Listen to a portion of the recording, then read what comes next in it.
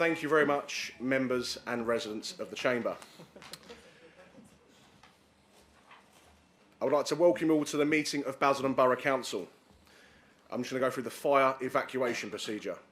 There is no fire drill planned, so if the fire alarm sounds, please follow the committee staff and leave by the nearest exit, which is near the large screen of the front of the room, and proceed down the fire exit to the courtyard. Once it is safe to return, councillors will receive a text message. Officers will also advise when it is safe to return to the meeting.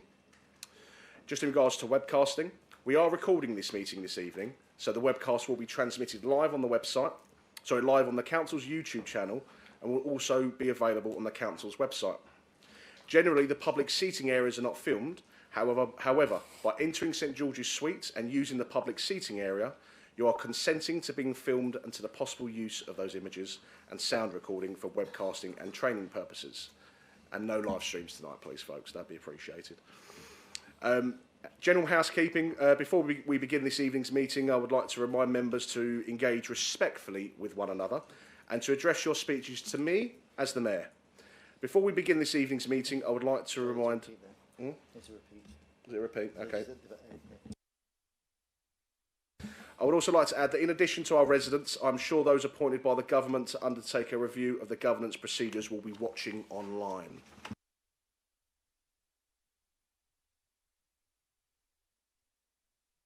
Before starting the agenda, can I just check that all members have the supplementary agenda issued this evening?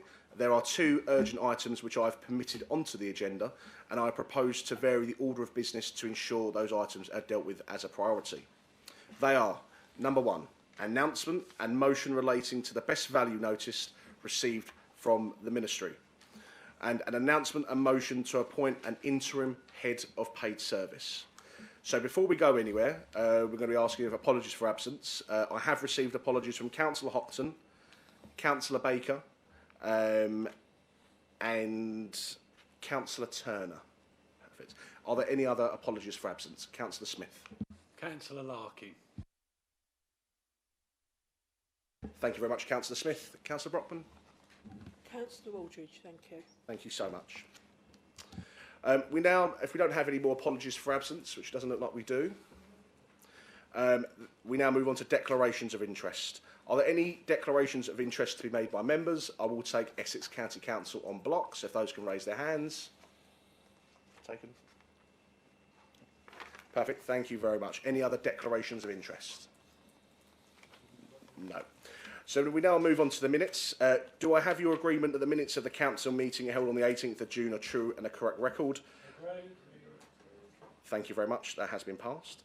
We're now going to move on to announcements. This is generally the section where any announcements or good news from the leader of the council, etc., etc. I do believe we have a speech from the fantastic Councillor Sargent. Over to you.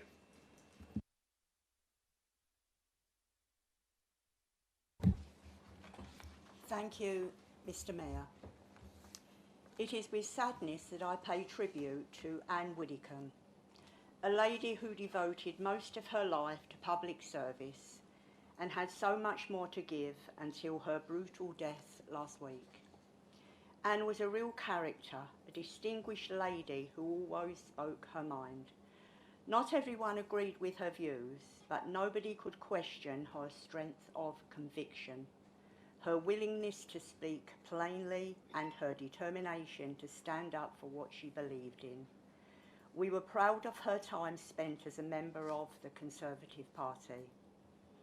Public life can be difficult and at times deeply unpleasant. Here in Basildon, we remember Sir David Amess, a former MP for the borough, who was murdered while carrying out his duty, meeting the people he represented. We should also remember Joe Cox, whose murder is another terrible reminder of the risks faced by those who serve the public, regardless of party. We can disagree strongly in politics, but must not lose sight of our shared humanity or our respect for those prepared to enter and serve in public life. Anne Widdicombe has served her country with courage, character and an unmistakable voice. She made an enormous contribution to British politics, and it is only right that we recognise that contribution today. Thank you, Mr. Mayor.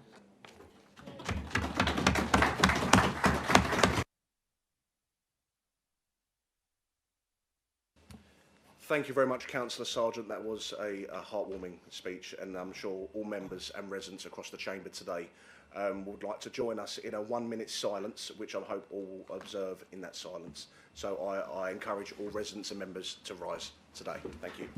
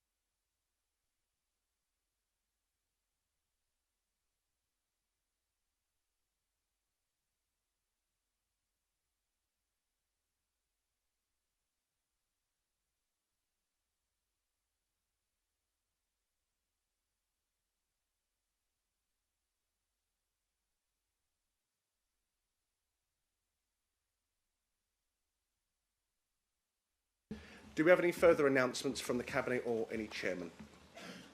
Councillor Schrader.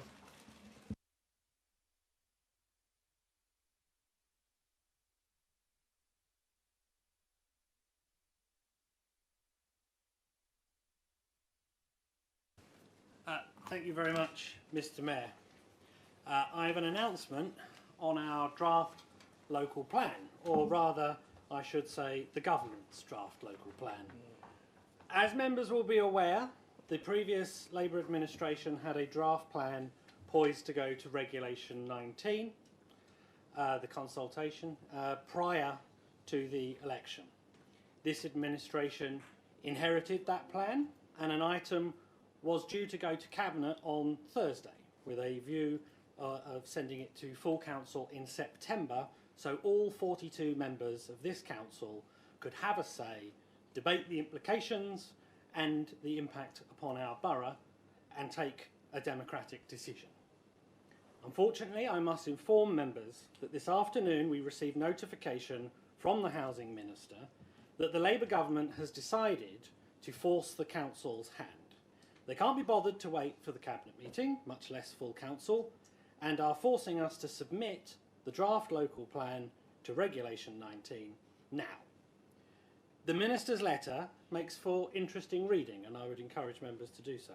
One of his chief complaints is the delay in progressing the plan in line with the local development scheme, which is ironic, as the officers inform me that the main reason for that slippage was the local elections his government cancelled and then hurriedly uncancelled.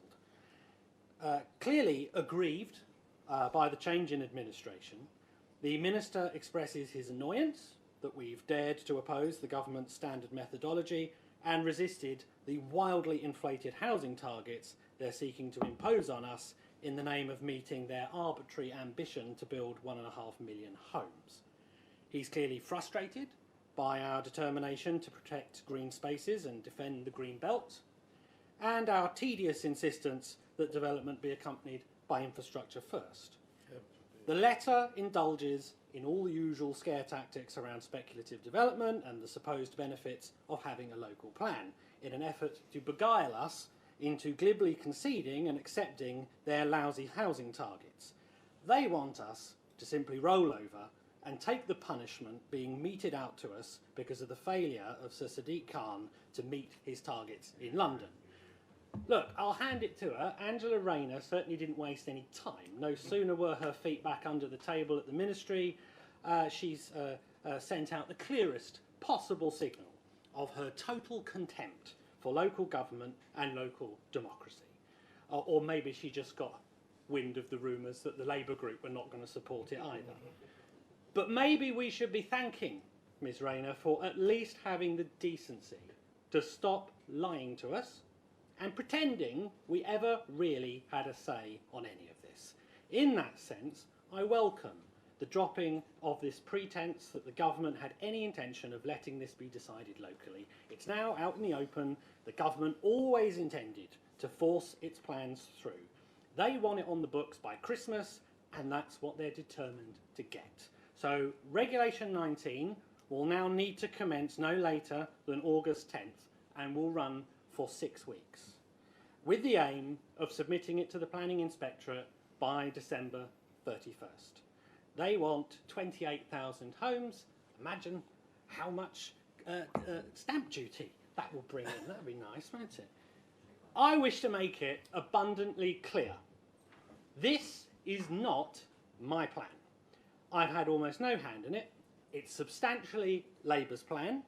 It's now, in truth, Angela Rayner's plan.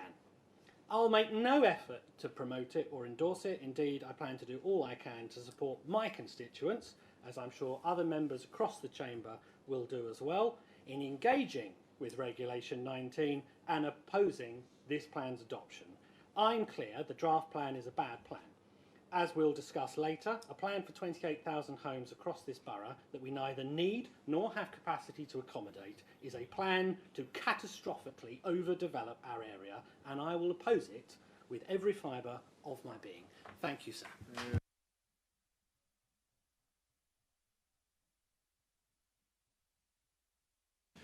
Thank you very much. Do we have any further announcements? Yeah. Oh, there we go. Councillor Jeffrey. Thank you, Mayor. I want to update full council on the work taking place within my portfolio on two important issues. The first is grounds maintenance. Following the update I gave at Cabinet last week, over recent weeks we have been working proactively with officers and the council's contractor to regain control of the grass cutting programme and ensure residents receive the standard of service they rightly expect. I've been working closely with officers to establish a clear plan to address the backlog, improve the management of the service and ensure that areas which have been missed are dealt with. We are now beginning to see progress on the ground and we expect to see further visible progress by the end of this month. However, Mr Mayor, it's important to place on the record that when the new administration asked what arrangements and forward plans were in place to manage the grass cutting programme, we discovered that no meaningful plan had actually been left by the previous administration, and I do not raise that as a matter of petty political point scoring. It was a genuinely troubling discovery. Residents quite rightly expect our neighbourhoods, estates, public spaces to be kept clean and tidy. They also expect the council to have a proper plan in place to deliver that. Since then, we've been working to put the necessary arrangements in place, strengthen oversight of the contract and restore a properly managed grounds maintenance service. Now, the second area I want to update the council on is the launch of our new programme for the Pride teams. This programme will see the council's Pride teams working within selected estates and neighbourhoods, proactively tackling issues. The aim is to carry out practical work so that residents can see visible difference in their local area. The locations will be identified using intelligence already held by the council, including inquiries and reports submitted by residents and ward councillors. This will ensure that local knowledge helps inform where work is most needed. I hope to confirm further details in due course. We want to restore pride in our neighbourhoods, improve the appearance of our estates and public spaces, and make our borough a cleaner, tidier and better maintained place in which to live. Thank you.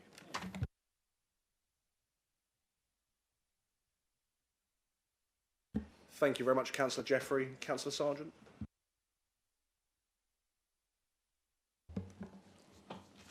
Thank you, Mr Mayor. As we are a fully inclusive council, I'd just like to update members and say that I am working with officers to formulate a maternity policy for members of the council. As soon as we get working on that, we'll send, and it's formulated, we'll take it to scrutiny before it comes to Cabinet for adoption. And I'm sure that everybody here will feel the benefits of that. And while I'm on the subject of maternity, I would like to offer my congratulations to the Callaghan family on the birth of their baby daughter, and I wish the family all the very best. Thank you.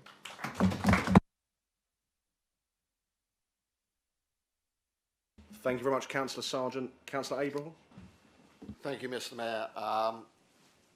I'd like to make a serious statement this evening and make it clear that this is not a chat GPT speech.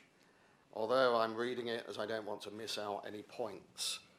In my first speech to this council at the AGM after 12 years away, I made it clear that I wanted to see cleaner and better politics in Basildon and an end to the personal attacks which have been so damaging to this council in recent years. Since then, I've made many comments about how unhappy I am with the way councillors now conduct themselves in this chamber and on social media. The days of disagreeing over political issues in a meeting and then having a pint together in the Beehive or Wetherspoons seem like distant memories, and instead have been replaced with an acceptance of constant, vicious, personal attacks via social media on members of the opposing parties and even more worrying, council officers. I've criticised the Chief Exec for not acting strongly enough to bring an end to this culture, and I blamed all three of the main party leaders, including my own, for the content of their endless social media posts. But I was wrong. On Sunday, I was made aware of a social media post by a member of this council about the motion heard in the previous meeting. I'd like to read that post to you, and I think if you haven't read it yourself, once you have heard it, you will know that it was inevitable that the government would have to intervene and bring an end to the disgusting loss of standards in this council. The post states, "The motion is also being moved by Councillor David Abrahall. It was his wife that allegedly made death threats towards Emma and I at the last full council. She is, as of Friday, the subject of a police investigation. Is he really not conflicted himself? Do you honestly believe this is about transparency for the taxpayer, as his ChatGPT speech will say on Tuesday 64 times to fill 10 minutes? Or is this really about his wife's mounting legal problems?" That was posted on Sunday by the leader of the Labour group, and not one part of it has a single element of truth. Let's get the facts right. 1, I do not and have never had a wife. 2, this wife who does not exist obviously did not make death threats to anyone. 3, again, this wife who does not exist is not subject to a police investigation. As a result of this, I have certainly, this is number 4, not conflicted myself. 5, the wife who does not exist does not have any mounting legal problems. When I was sent this disgusting post, I called Councillor Chris Hilliard, who is a totally decent guy. I asked him to contact his leader to explain the situation and request that the post be removed. Councillor Hilliard confirmed that he had done this, but what was the result? Councillor Callaghan amended the post to Councillor Abrahall's wife/girlfriend/companion. That's despite him being told that the only person who has ever accompanied me to the full council meetings is my 14-year-old daughter, and she doesn't say a word to anyone, not even reform members, and she's certainly not under police investigation. 2 days later, the post is still there, and it would be easy to brush it off as a mistake, but it's far more than that. It's dangerous and inciting violence. At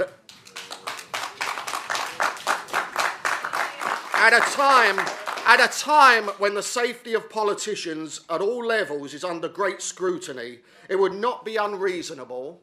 No, I will continue, Mr. Mayor. It would not be unreasonable to suggest that some low-life threat to society could read that post and think that I'll give Councillor Abrahall some of his own treatment. Let me tell you. Councillor Callaghan, please stop speaking to the chair of audit and risk. Let me tell you, I'm a single parent and I bring up my 14-year-old daughter alone. This post has put her at risk, and I'm not prepared to allow that. It has also put fear into the lady who I spend time with, who I may also add has never been to a single council meeting. I did think of resigning, as this isn't the sort of politics that I came back for. But then I thought, why should I? There's only one person in this chamber who should resign, and that's Councillor Callaghan. And if he won't, I ask the Labour group to remove him as leader.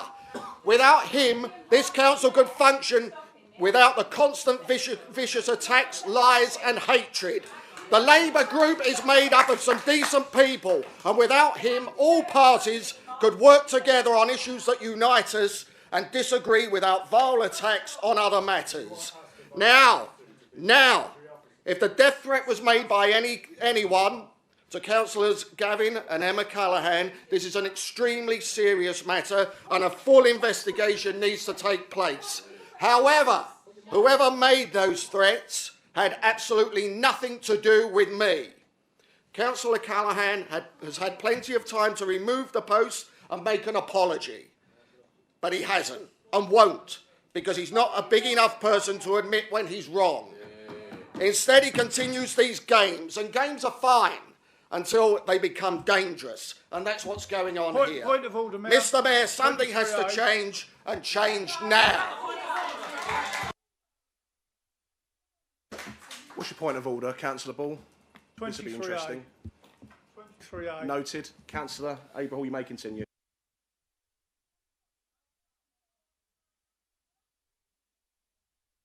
Thank you very much. If there's no further announcements, we will move on to the next. Councillor Power, Councillor Power, Councillor Power, please. May I also remind members of the public gallery, as it has been, please refrain from addressing elected members. So we are now moving on. We are now moving on to the public question. So actually, there's one more thing we need to add, I think. So we'd also, which has been noted, thank you, Councillor Power. I would also like to welcome Julian Ellaby, who is deputising for the Chief Executive at tonight's meeting, and I'm sure we'll all welcome him tonight. Agenda item number 5, petitions. I have not been notified of any petitions to be submitted. We now move on to agenda item number 6, public questions. We have 3 questions from the public. The first question is from Kelly Horsey. Is she in the public gallery this evening? Perfect. Would you like to come forward to answer your question?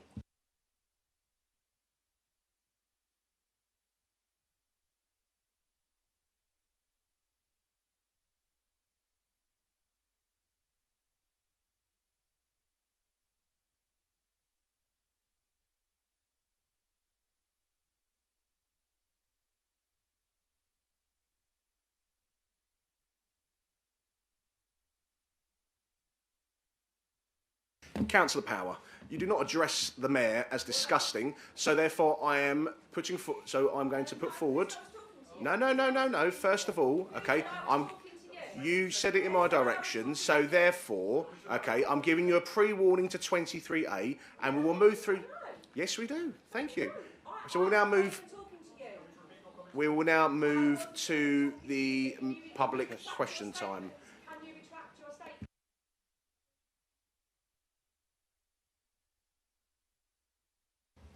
Kelly, you're more than welcome to ask a question. I would like to ask my question through the chair to the leader. Can the Labour Party be seated in a more appropriate location within the chamber to avoid unnecessary conflict from the public gallery? Thank you.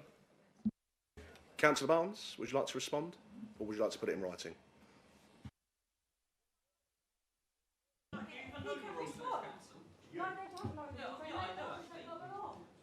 Leader of the Council, Councillor Barnes. Thank you.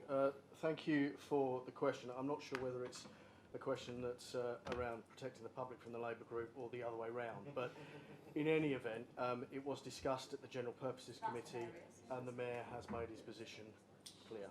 Thank you. Do you have a supplementary question, Kelly? I do. Who decided the current seating is safe?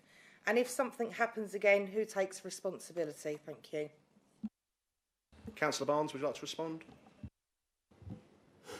Well, I mean, in terms of responsibility, obviously we take the health and safety of our councillors seriously. That's why we have security in the building for these council meetings. In terms of the decisions, as I stated before, it's the mayor of the council who decides on the seating arrangements for full council meetings. Thank you. Thank you very much, Councillor Barnes. We also have a second question from Kelly, which I believe is directed at the leader of the council. You may ask your second question. Again, I'd like to ask my question through the chair to the leader. Does the leader, Andy Barnes, feel that the male councillors in his administration would benefit from attending a course on diversity and inclusion? Thank you. Councillor Barnes, over to you. No.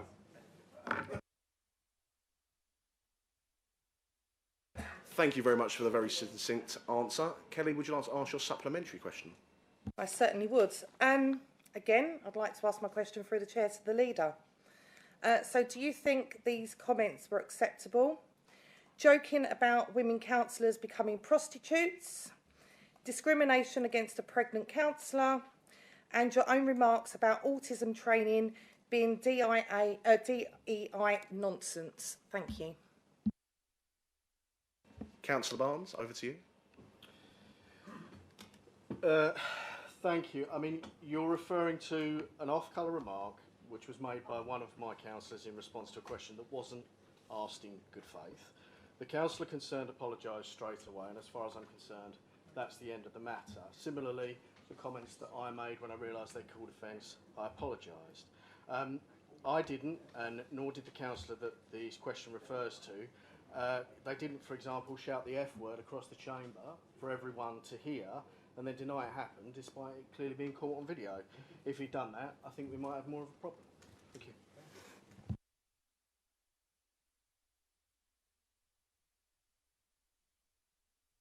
So we now move on to question 3. Do we have Mr. Cocker here? Please come forward.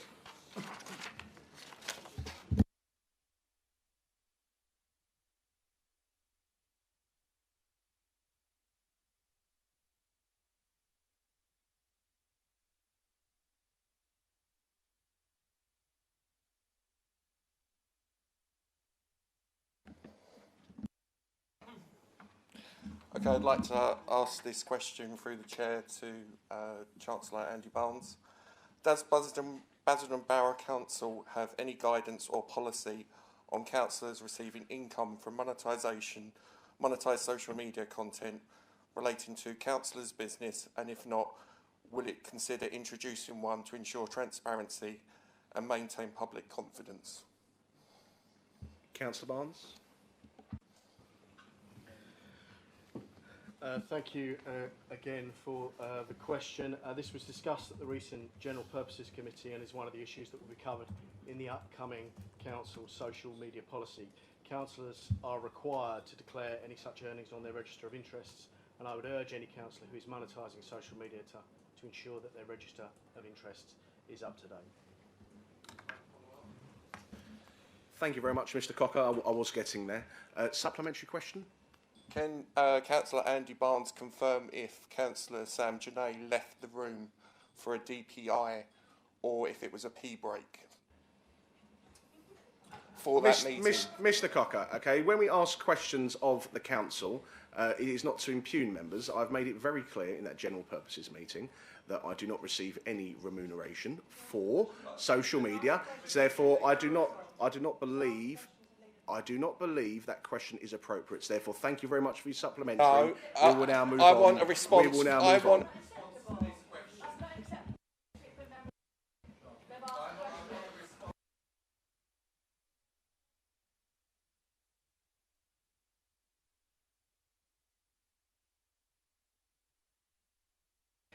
I'm not entirely sure how I'm supposed to know, so I can't answer the question because I don't know.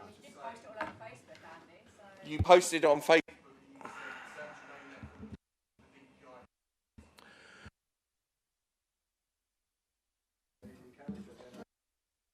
Thank you very much. We're now moving on to members' question time. Thank you to all the members that, to all the residents that asked a question this evening. Thank you very much.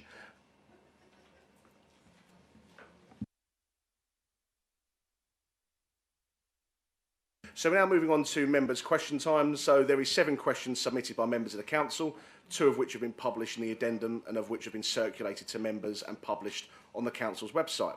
1 supplementary question is permitted. If the time limit of 30 minutes is reached, then the member who has submitted the question will receive a response in writing. Question number 1 from Councillor Eileen Brown of Reform UK to Councillor Andy Barnes, Leader of the Council. Over to you.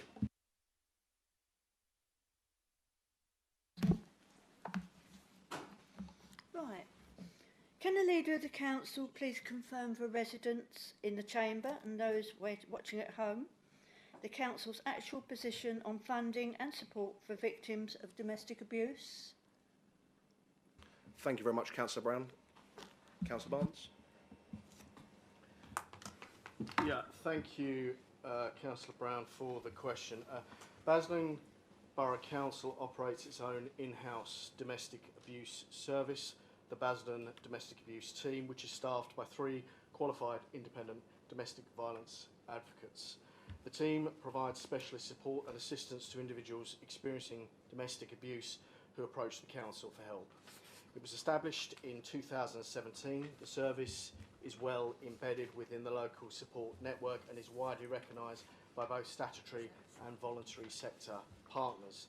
This strong partnership working enables an effective and streamlined referral approach. The team supports an average of 40 cases every month, delivering a range of positive outcomes, including refuge placements, access to alternative accommodation, sanctuary scheme security measures, and wider advice and support tailored to individual needs. The irresponsible statements that we heard from opposition councillors which claimed that these services have been stopped caused alarm and distress to some of the most vulnerable members in our community. I hope it was worth the Facebook likes. To confirm, the Fighting Fund remains in place and available for all of those who need to access it at any time. Thank you. Thank you very much, Councillor Barnes. Councillor Brown, do you have a supplementary question?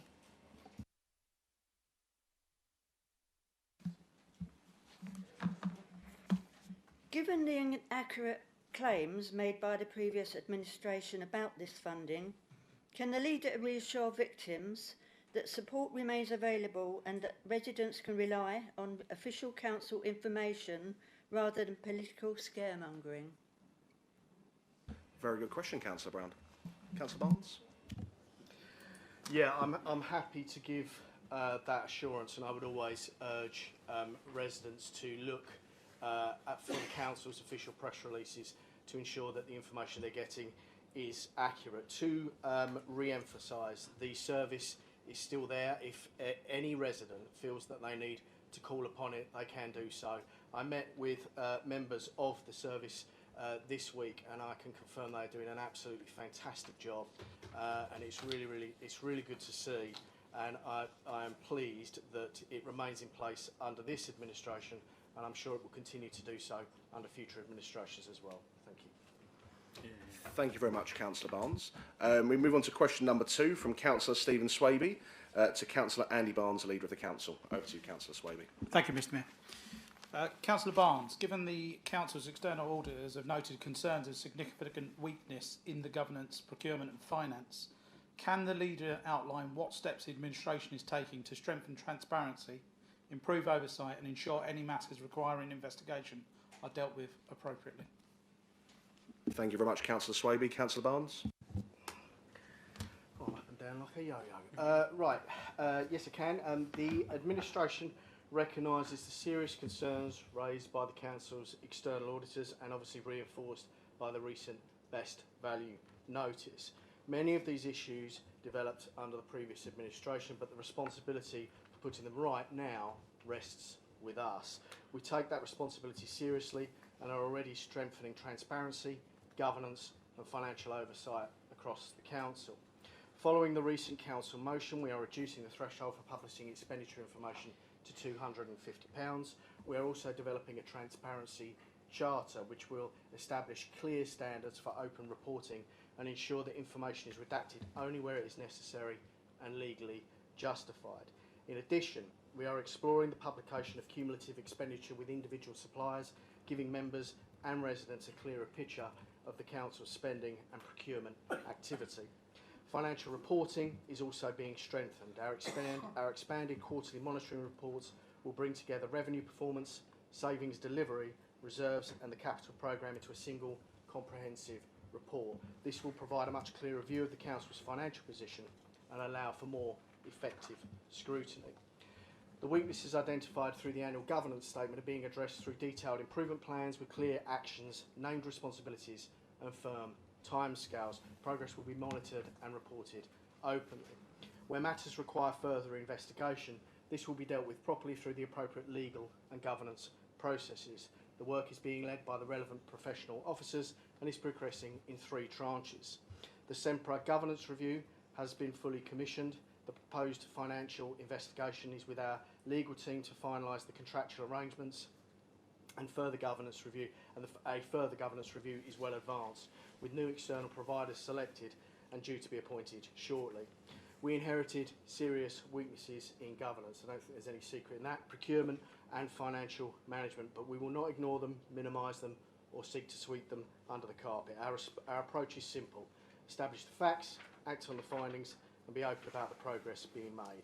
This is how we will restore confidence in the Council and ensure public money is managed with the transparency and accountancy residents have every right to respect. Thank you very much, Councillor Barnes. Councillor Swaby, do you have a supplementary question?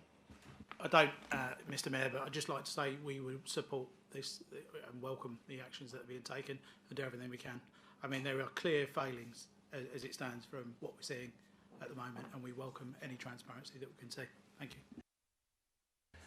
Perfect, thank you very much. We now move on to question number 3 from Councillor Wayne Lowther, and this is to Councillor George Jeffrey, Cabinet Member for Environment and Leisure.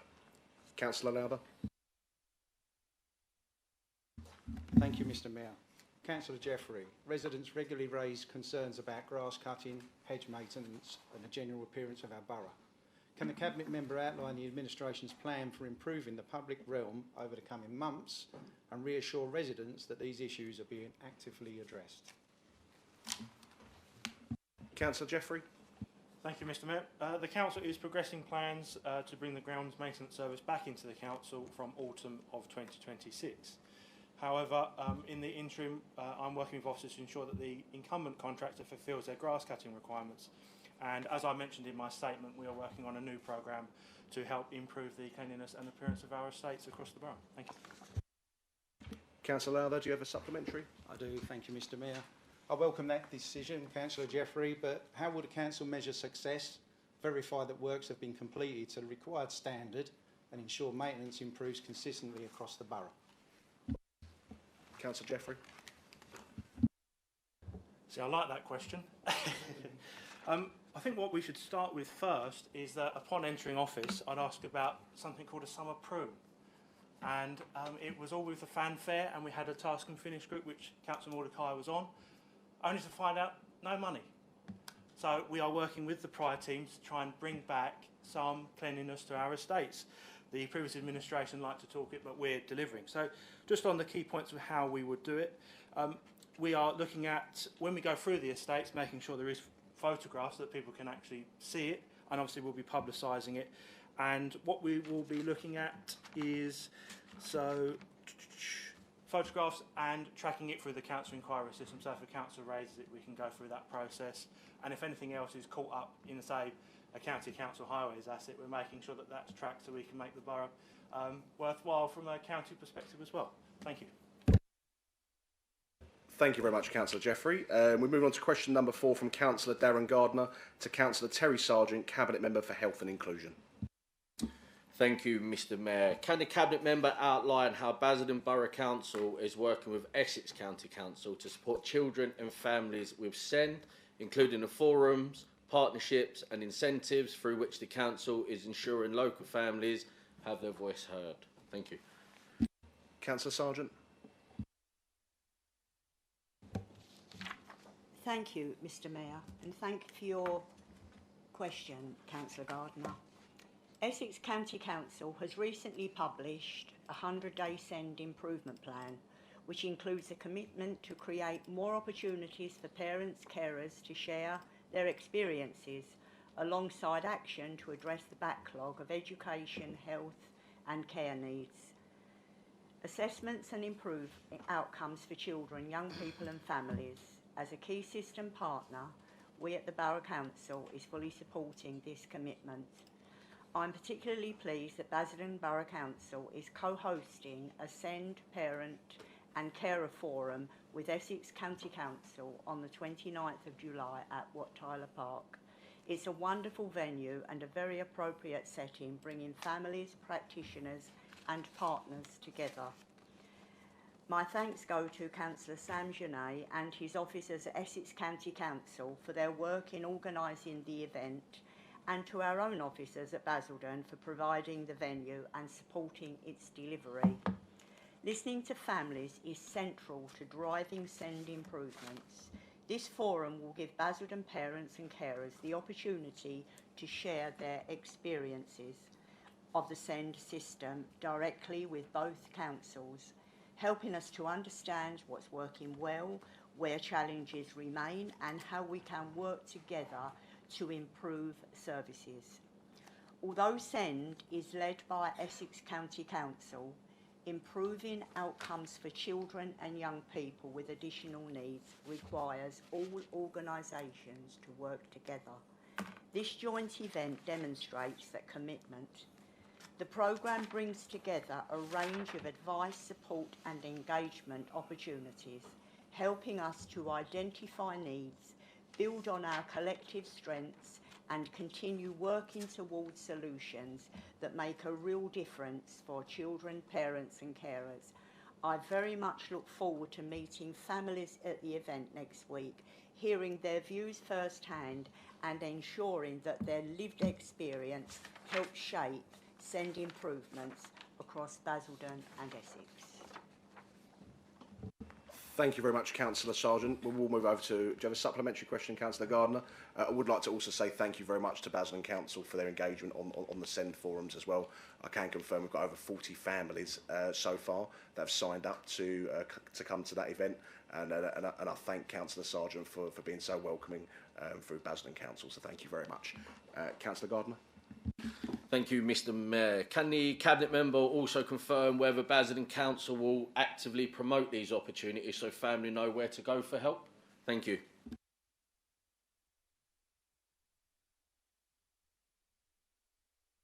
Sorry, Mr Mayor. Yes, Councillor Gardner, thank you very much for that. Yes, I can confirm that we are actively promoting the event. There's been a little bit of a blip. I think they got the 28th instead of the 29th, but our comms team are working on the communications right at this moment, and as the Mayor has said, we've already got 40 families that are coming, but we want to promote it far and wide so that we can do as best we can for the SEND families in Basildon. Thank you. And thank you, Mayor. Thank you very much, Councillor Sargent. We now move on to question number 5 from Councillor Chris Hillard to Councillor George Jeffrey, Cabinet Member for Environment and Leisure. Thank you, Mr Mayor. Would the Cabinet Member for Environment and Leisure please be able to give me your detailed response to the following question? Can you please confirm what are your plans to assist the elderly, disabled, residents without means and parents with additional needs of SEND who struggle to get to the crunches to dispose of their bulky goods? Thank you. Councillor Jeffrey. Thank you, Mayor. At the recent crunch on the 4th of July, the Council offered support for all households in receipt of an assisted collection, with collection of up to 5 bulky items from each property. This was well received, and we will be looking to continue this at future crunch events. Do you have a supplementary question, Councillor Hilliard? Yeah, thank you.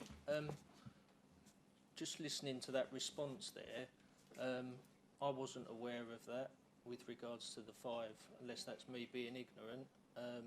Is there any way that that can be promoted at all for future crunches across the borough so it can be more popular? Thank you.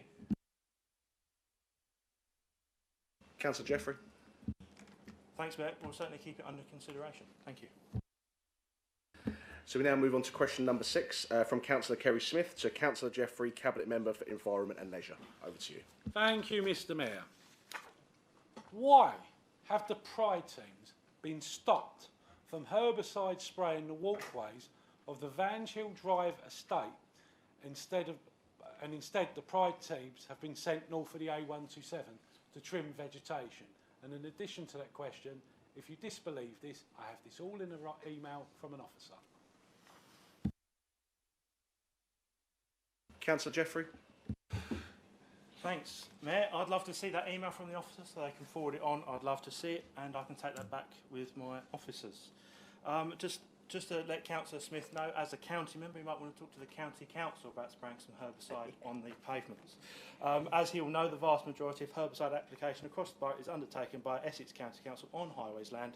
The Pride teams are a small number of teams who work across the whole borough and are working to trim back and cut vegetation, most likely to cause harm or injury to our residents. Thank you. Thank you very much, Councillor Jeffrey. Councillor Smith, do you have a supplementary question? Thank you, Mr. Mayor. I will be delighted to send that email, and if you could show that to Councillor Barnes, he has £50 to put into the Mayor's charity to do good deeds with. Yes, I do. The reason why the Pride teams were sent to do this under our watch was because County refused to spray the walkways of this estate, the Langdon Hills estate, and Five Links, because of their precious pet contractor. So the Pride team stepped in to do that. Now, I have this email in absolute concrete. If I am lying, you have the monitoring officer here. I'm in breach of the Nolan principle if I am standing here lying. Why have they been taken off the Vange Hill Drive estate for a little project in Wickford? No disrespect to the Wickford residents and members, but Wickford ain't the Chelsea Flower Show, and Vange Hill Drive and the estates need that herbicide spraying. And it's no good pointing to county because Ringway Jacobs couldn't give a fig. Thank you very much, Councillor Smith. Councillor Jeffrey, would you like to come back? So I would, Mr. Mayor. At no point does this council employ Ringway Jacobs. He might want to talk to his county division colleagues around the borough. Just on the thing about Wickford, I find that so disgusting that we're basically being faced with an event and a competition called Wickford in Bloom. That's why the Pride teams were deployed there. No different. It's no different to last year. No different to last year under the Labour Council because we support our community groups. You should see the fantastic work they do, and I'll not take a word about Wickford in that sense of being derogatory. Thank you. Thank you very much. Councillor Smith, I believe you have another question for Councillor Myers, Cabinet Member for Regeneration and Economic Development. Thank you, Mr. Mayor. In a press release issued by Essex County Council on the 9th of July of 2026, they only wish to push for funding to improve the A12 and the A120 only. Does he agree with me? If we want to see real growth in Essex, any such funding should be spent on the A127 first. Councillor Myers. Thank you, Councillor Smith, for your question. I would just say that myself and officers did scour Essex County Council's press releases and could not find one on the 9th of July to do with this at all. But I will say, as Cabinet Member for Regeneration and Economic Development at Basildon, I do not speak for County at all. I do, however, agree that investment in our highways, including the A127, is critical to ensuring Basildon can continue to thrive, encourage critical investment, support improved skills and career opportunities, and enable the regeneration of our towns and high streets. The administration works closely with our counterparts to Essex Highways to identify where investment is needed and to ensure it's delivered alongside growth. The Council has now published the Infrastructure Delivery Plan, which identifies several junctions along the A127 which will require improvements. This administration will continue to work with Essex County Council and all other statutory authorities and infrastructure partners to ensure infrastructure upgrades are identified, prioritised and delivered to support all of Basildon. Thank you very much, Councillor Myers. Councillor Smith, do you have a supplementary? Thank you, Mr. Vice Mayor. Thank you, Mr. Mayor. It feels like being a dentist here today without pliers trying to pull out teeth to get to the truth.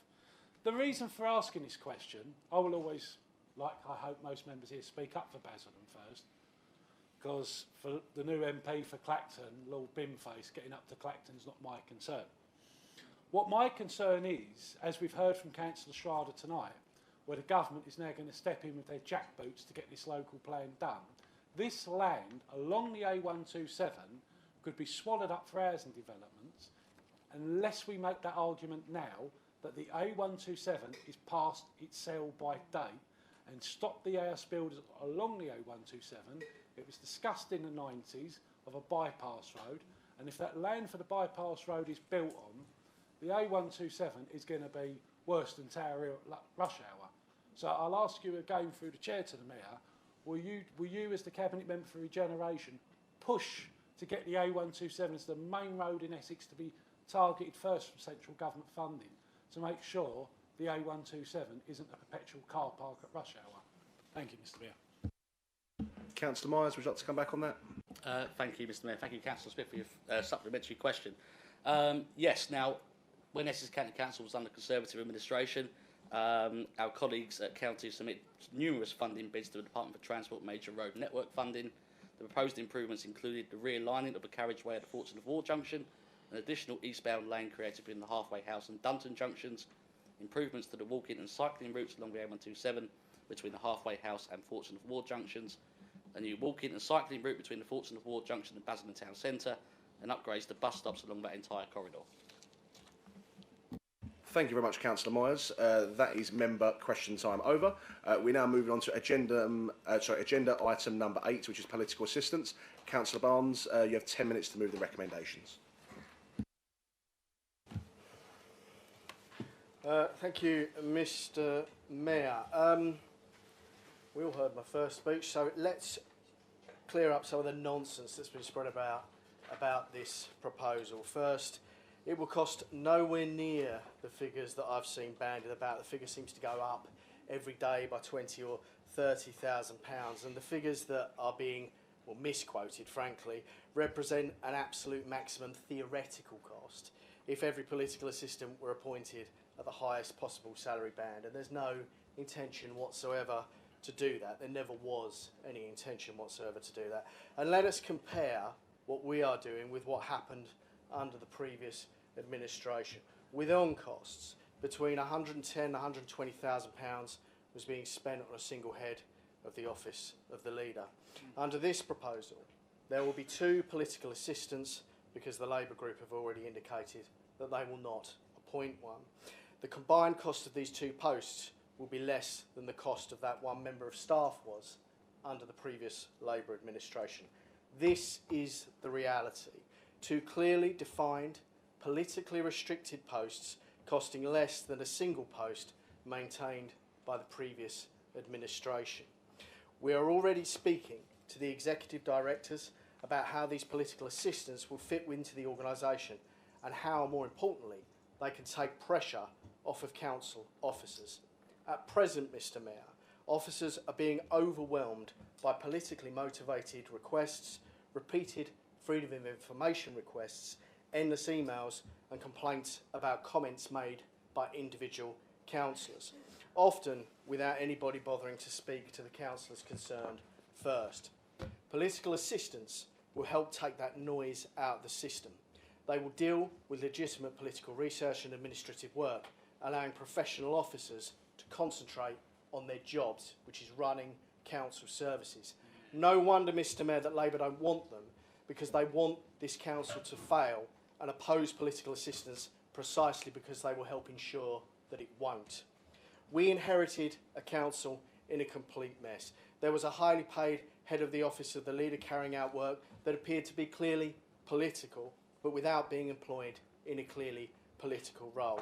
There were serious allegations surrounding the production of Labour Party communications using council resources. We also have incontrovertible evidence that council money was used to pay for political Facebook Live broadcasts. This is what happens when the line between council business and political activity is blurred.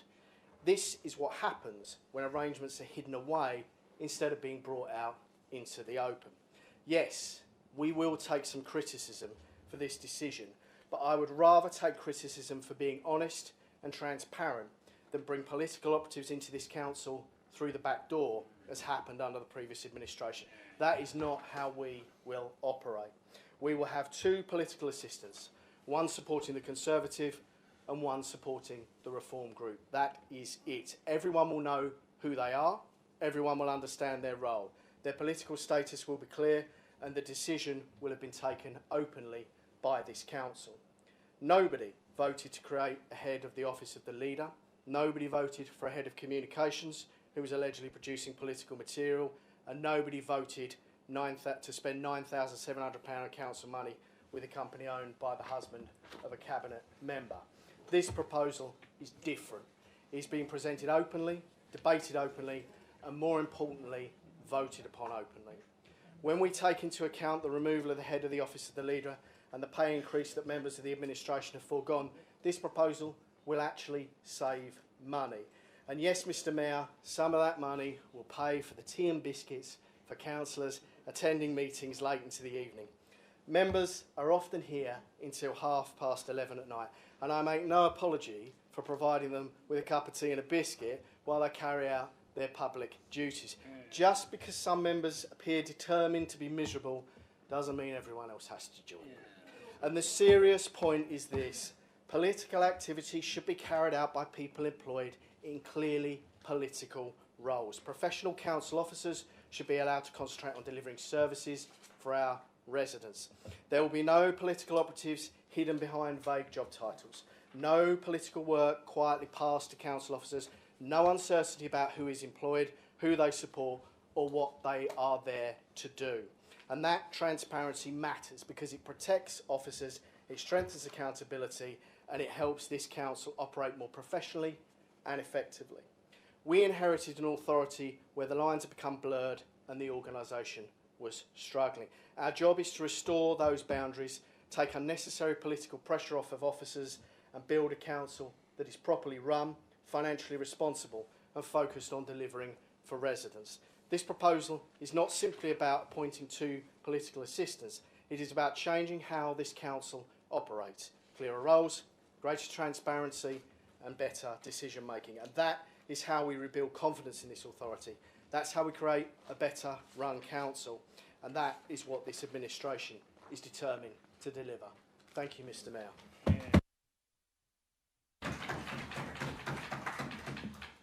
Thank you very much, Councillor Barnes. You don't need a seconder on this, so we will move straight into the debate. Councillor Smith, you've indicated. Thank you, Mr Mayor. I don't wish to bore members with repeating what I've said previously. I think you get the gist of it. But I would urge you to pause, because the Ministry of Community Housing and Local Government are coming down. Let's be nice and say they're checking under the hood. Yeah? Let's see what they've got to say. We've heard the assertions and comments made by the leader. Put those to the MCHLG inspectors and see what their faults are.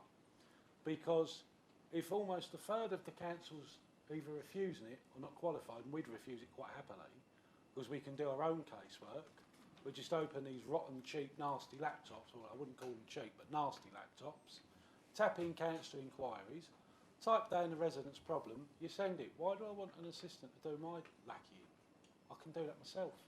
And that way, as I said previously, if I'm shopping and the resident stops me, oh, Kerry, you know that email I sent you last Tuesday about that pothole? All these weeds on Van Duel Drive they won't cut and deal with. I go, oh, yeah, I know what you're talking about, Fred. Right, I'll have a growl, I'll have a grumble, I'll have a bark. We'll get this sorted, we'll get this done. And that's what a council is supposed to be. We are the connection for the public. How many times when I get an old dear when the green bin charges come up, and go, oh, Kerry, I can't do this silly online thing. All right, okay, let's take your number and I can email the council and then someone will ring you up and take your money. The point is, this is completely unnecessary, and if we've got money to spend it on pride teams, spend it on road sweepers. That's what residents want. Because when you talk to the public who haven't got children in school or someone who needs care and support and say, what do you see for your council? Well, they pick up the bins, don't they? Not much else, the street lights, they could do with fixing the potholes, they could definitely do with cleaning that up, definitely tidy that up. And I think you could hear that all day long if you ask people. They want cleaner streets. They don't need political lackeys. And I would just repeat before I sit down, as an urge to the leader, you're having a check under the hood, let the Ministry of Community Housing and Local Government hear your faults, put it to them and see what they've got to say before you commit to this, because the public want cleaner streets regardless of who's in power, and this money you're about to commit to today could help make our streets that bit cleaner. Thank you, Mr Mayor.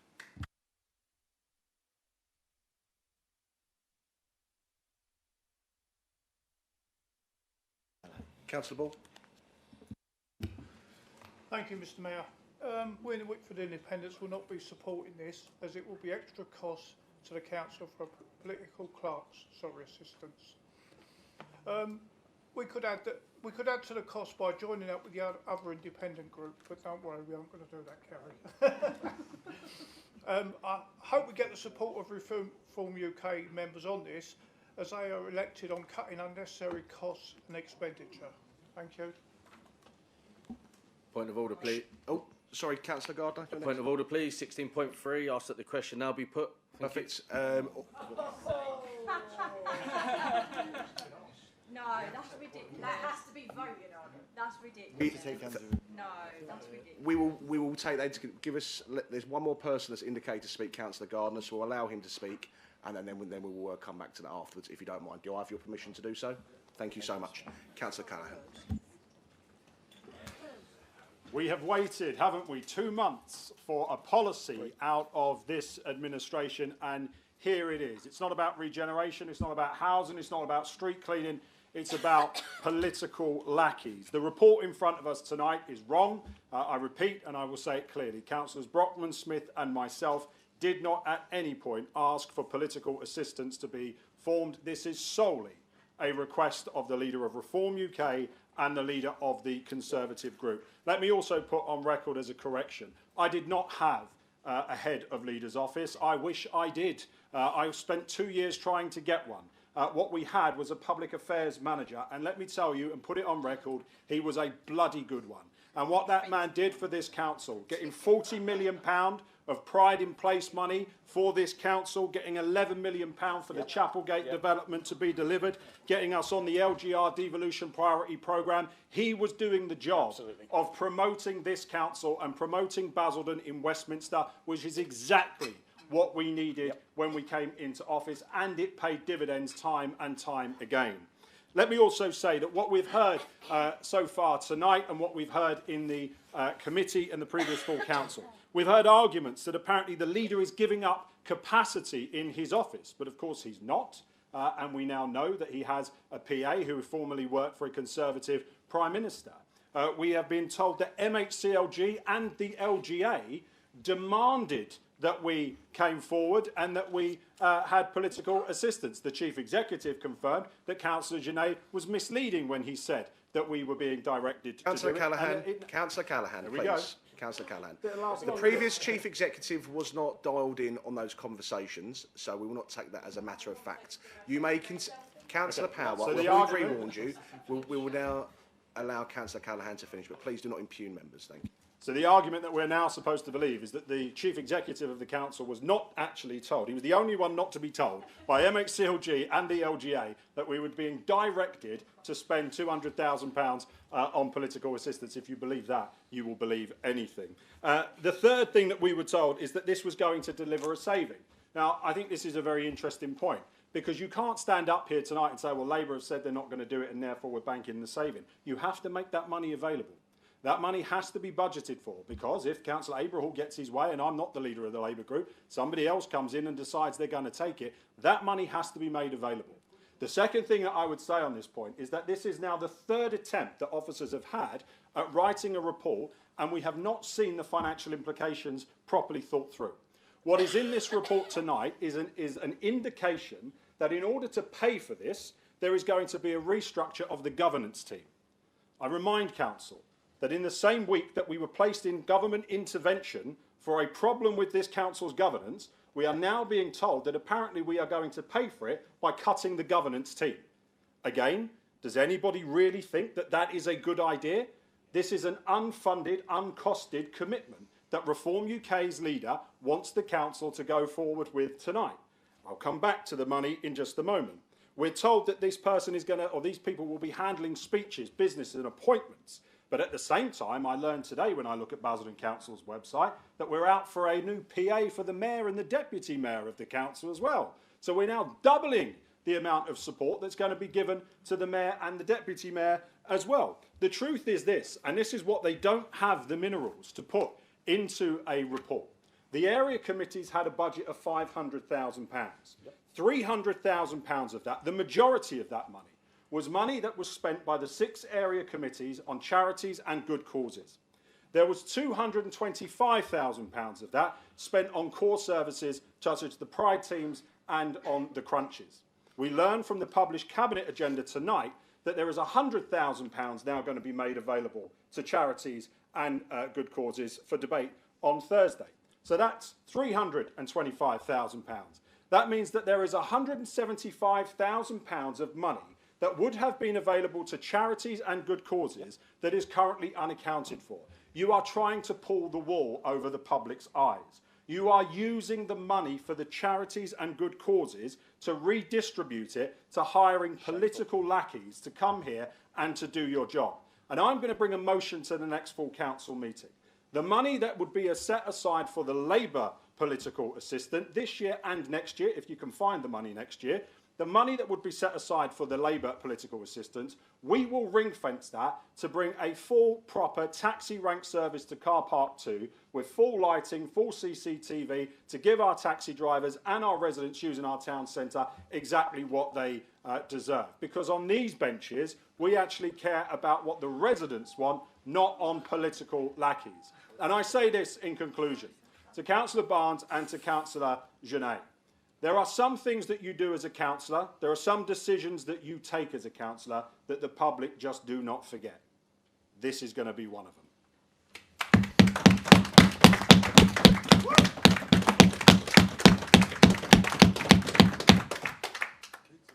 So, It's no wonder I want to shut down. Councillor Gardner, are we moving forward with 16.3? Please, we're taking out a vote that the question will be put. All those in favour, the question now be put. Yeah, you'll sum up afterwards. Shutting down debate. I'd actually just indicated. Shutting down debate. Mr. Mayor, I just put my hand up. You said that you were going to come and speak to me. Councillor Barnes, would you like to sum up? I thought Well, I thought we were voting on whether to go into... You can allow me to speak, Councillor Barnes?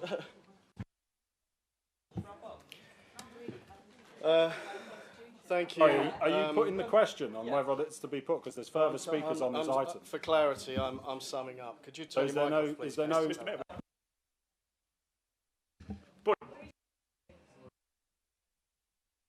Councillor Barnes, you may sum up. Point of order, Mr. Mayor. Point of order. Thank you, Mr. Mayor. You asked if there were any further speakers. I put my hand up to speak. You said that we were going to go to the vote. You didn't actually carry out the vote. So as far as I'm concerned, I have the opportunity to speak. Yeah. Okay, 16.3, all those in favour, please raise their hand. What do you not want to listen to? That is now passed. Thank you very much. If the motion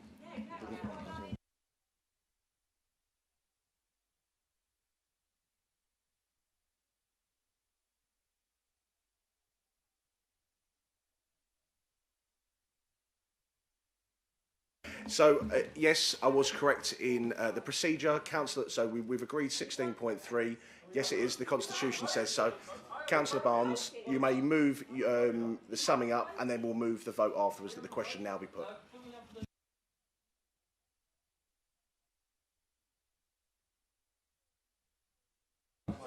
Okay.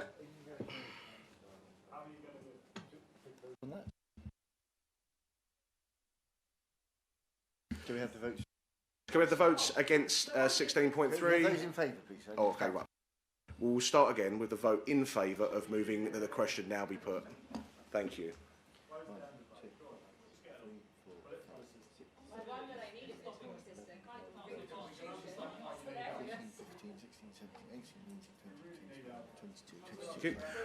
All those against? 1, 2, 3, 4, 5, 6, 7, 8, 9, 10. Any abstentions? 1 abstention. Thank you. That has now been passed. Councillor Barnes, would you now like to sum up, please? Thank you.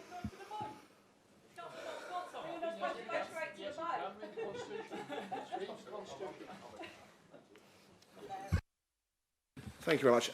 As per the Constitution, if a motion that the question now be put is seconded and the Mayor thinks the motion or amendment has been sufficiently discussed, he will put the procedural motion to the vote. If it is passed... Point of order.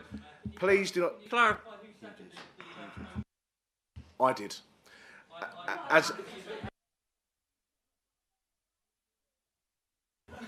Of course I can second the motion. If it is passed, the Mayor will put the motion or amendment to the vote. Mayor,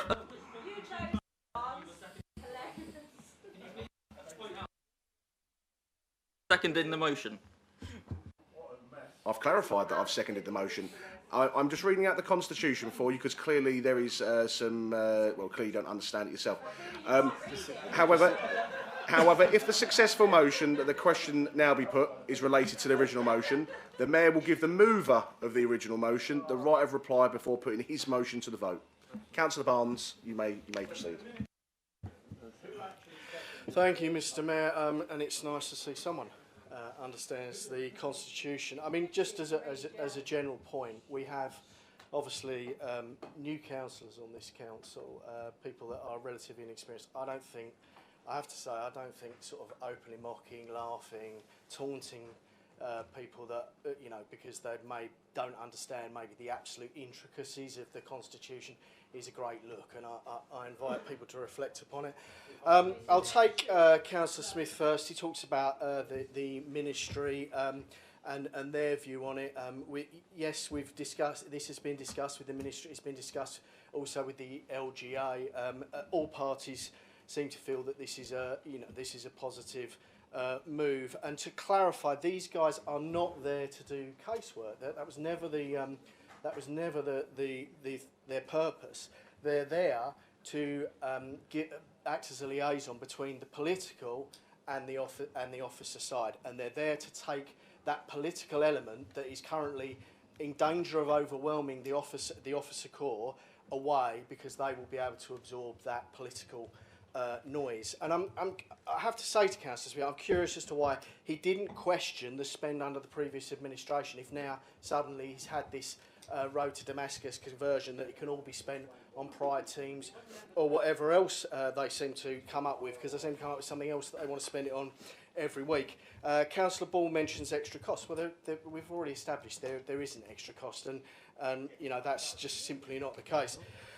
Councillor Callaghan, we have very different definitions of bloody good. That's all I will say about that. In terms of the comments about my administrative support, I mean, an absolute nonsense comment. People that work at number 10 Downing Street work for the Prime Minister who's in office at the time. They don't work for a political party. So, and he had a personal assistant. The Mayor, under the previous administration, had a PA as well. There are a huge number of things that both the leader and the Mayor, commitments, etc., appointments, have to handle. So the idea that you don't need those is for the birds. I'm pleased to hear that he accepts the number isn't the ridiculous figures he's been quoting on Facebook. That is good. With regards to the governance team, we have got, and he does raise a good point on the governance team because he left it an absolute mess. We are currently in the process of looking at a restructure of the governance team to make sure it actually works properly. So it's not a case of cutting the governance team this hour. It's a case of restructuring it so that the governance team has the support it needs to do the job properly. As for the area committees, they've become like the penny on income tax that you used to hear from the Lib Dems. They apparently pay for absolutely everything. And I'm interested, you know, he talks about, oh, none of it was used for core services. Well, I remember it being stolen to cover parking, for example. Yes. I remember, you know, it being stolen to cover for pride teams and all other core services that clearly should have been covered within the council's normal remit. To the extent that those area committees, when we actually did the maths and when we looked at what was actually left for good causes, there simply was not enough. So I'm pleased that he accepts now that by taking that money away from the area committees, he took money away from charities. Yes.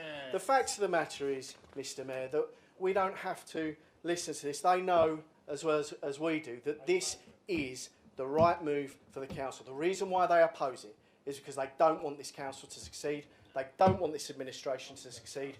They don't want our residents to get a better service. And I urge all members to vote for this motion because it's the right thing for Basildon. Thank you.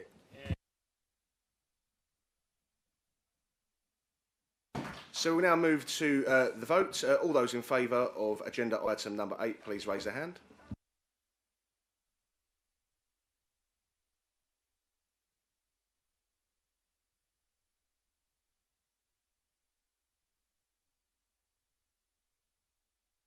All those against?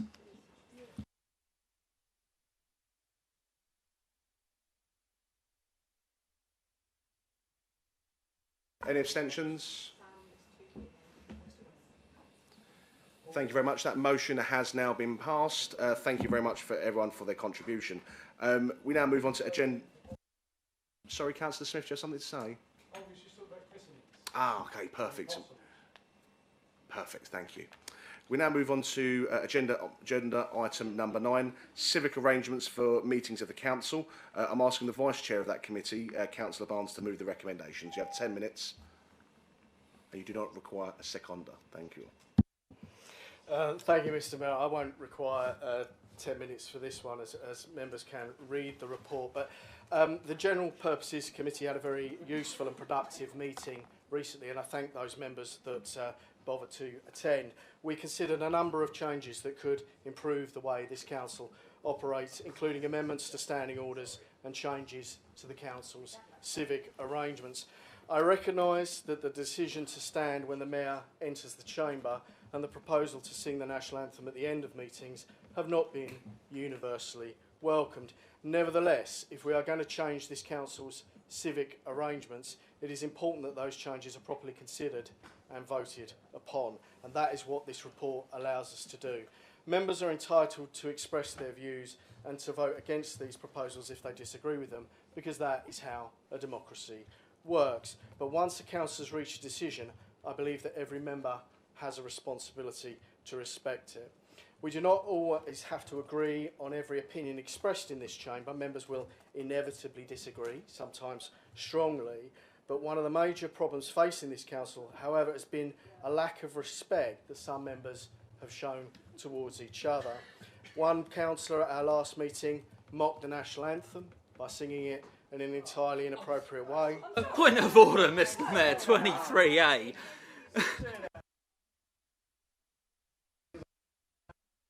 Councillor Harrison, you did disrespect the national anthem at the previous full absolutely council, disgraceful. and that You must is retract Councillor that Barnes' immediately. opinion, of which is shared by a number of members and residents who are in the chamber. Thank you very much, Councillor Barnes. You may continue with your opinion. I can say it because it's true. You're an absolute disgrace. 23A.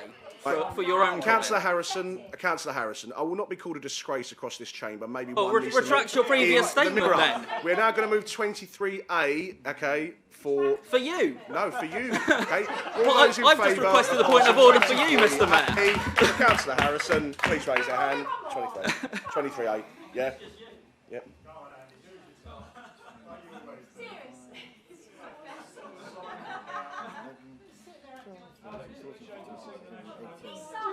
Yep. Those against?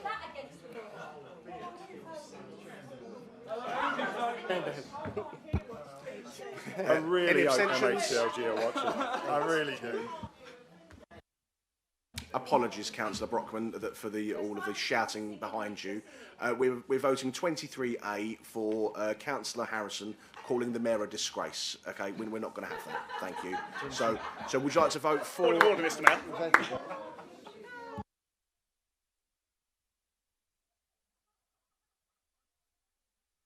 Okay. Point of order, Mr. Mayor. Thank you. That has now been passed. Point of order, Mr. Councillor, Mayor. please do not interrupt. Councillor I'm calling a Harrison, point of order, you have Mr. been warned for your behaviour. What is your point of order, Councillor Ferguson? Mr. Mayor, can you just confirm that if any member calls somebody else a disgrace, they should apologise for that? Councillor Harrison, would you like to apologise? Mr. Mayor, I'm asking you a direct question. Would you, if you hear a member calling somebody else a disgrace, would you ask them to apologise for that? I think the question needs. I think after the last full council, where the CEO was called an effing disgrace, maybe you should look at your group leader instead. No, it's not a lie. We have video evidence. Mr. Mayor, the reason.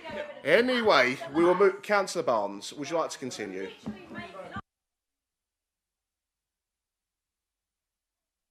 Councillor Barnes, would you like to finish off? My God, I'm sick and tired of being told things that are like on video that we all saw and witnessed didn't happen. Stop gaslighting us. It's absolutely ridiculous. Stop telling us things that didn't happen. We all know it happened. We all witnessed it. We're all in this room. Stop lying to us. For crying out loud. And the other thing that happened was that May as well name him now. Councillor Harrison, at our last meeting, mocked the national anthem by singing it in an entirely Mr. Mayor, inappropriate way. point of order 23A. He has now said my name, and so he is impugning me. Yourself, didn't you? Councillor Harrison. Councillor Harrison, it is a matter of opinion and maybe some facts, but Councillor Barnes, you may continue. No,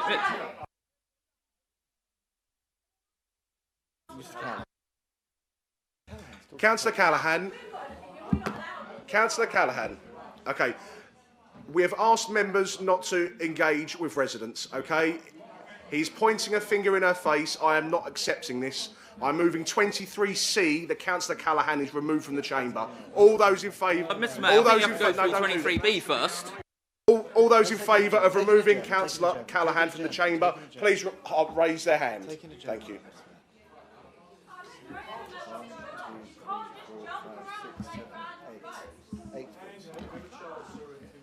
Okay.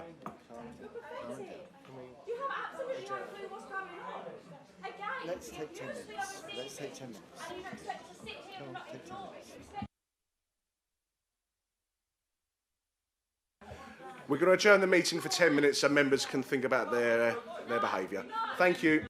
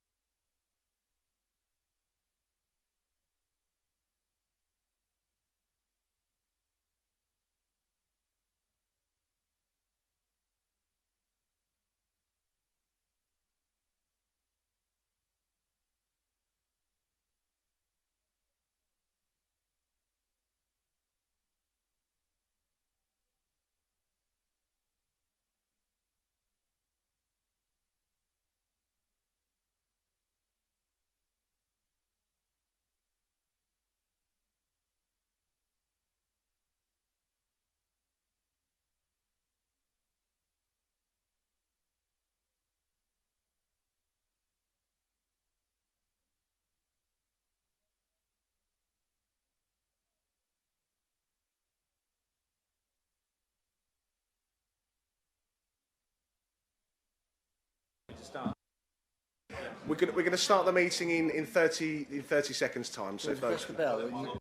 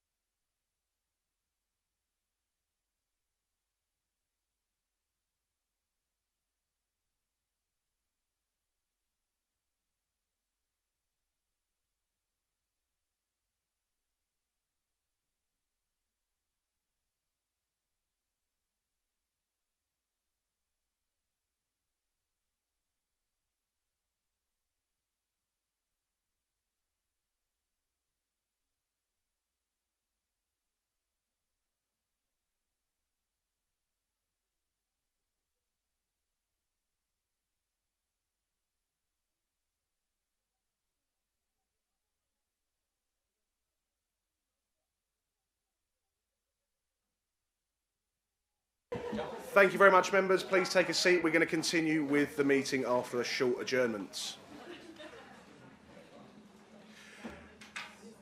We're going to continue with the Leader of the Council discussing the civic arrangements of the meeting of the Council. Councillor Barnes? Yeah, thank you, Mr. Mayor. I think I'll pass over that paragraph. Whatever our personal and political differences, we must all demonstrate respect for the institution that we have been elected to serve. And this report gives us the opportunity to decide what the rules and civic traditions of this authority should be. Once those arrangements have been agreed, members should conduct themselves accordingly. We should be under no illusions. This council is now being watched. Our conduct is being observed by outside bodies who will be paying close attention to whether we are capable of improving the way this authority operates. It is therefore crucial that we can debate these proposals properly. That's not aged well, is it, that paragraph? Vote upon them democratically and then abide by the outcome. Members have the opportunity tonight to have their say, and once the vote has taken place, I hope every political group and every individual councillor will respect the rules agreed by the majority. That is not an unreasonable expectation. It is the basis upon which any democratic institution must operate, and for that reason I ask you to support the report tonight. Thank you, Mr. Mayor. Thank you very much, Councillor Barnes. The matter is now open for debate. Anybody wish to speak on it? No indications to speak, so we'll move straight into the recommendations. All those in favour, please raise their hand.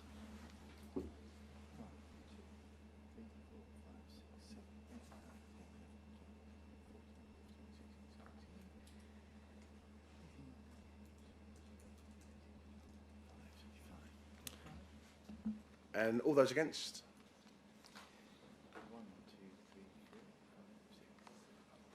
Any abstentions? Thank you very much. That has now been passed.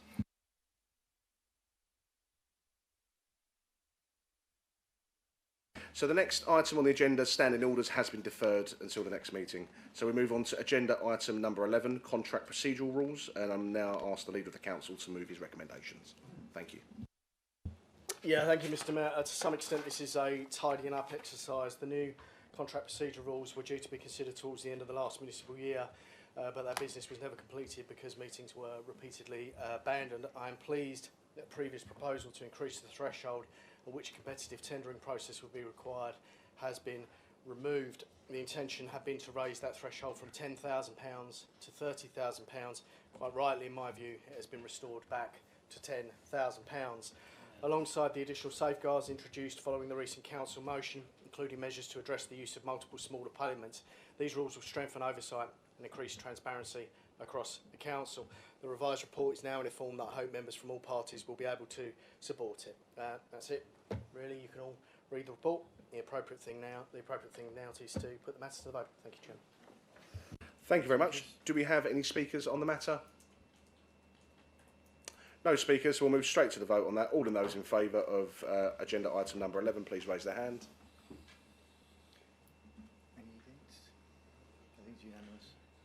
Any against?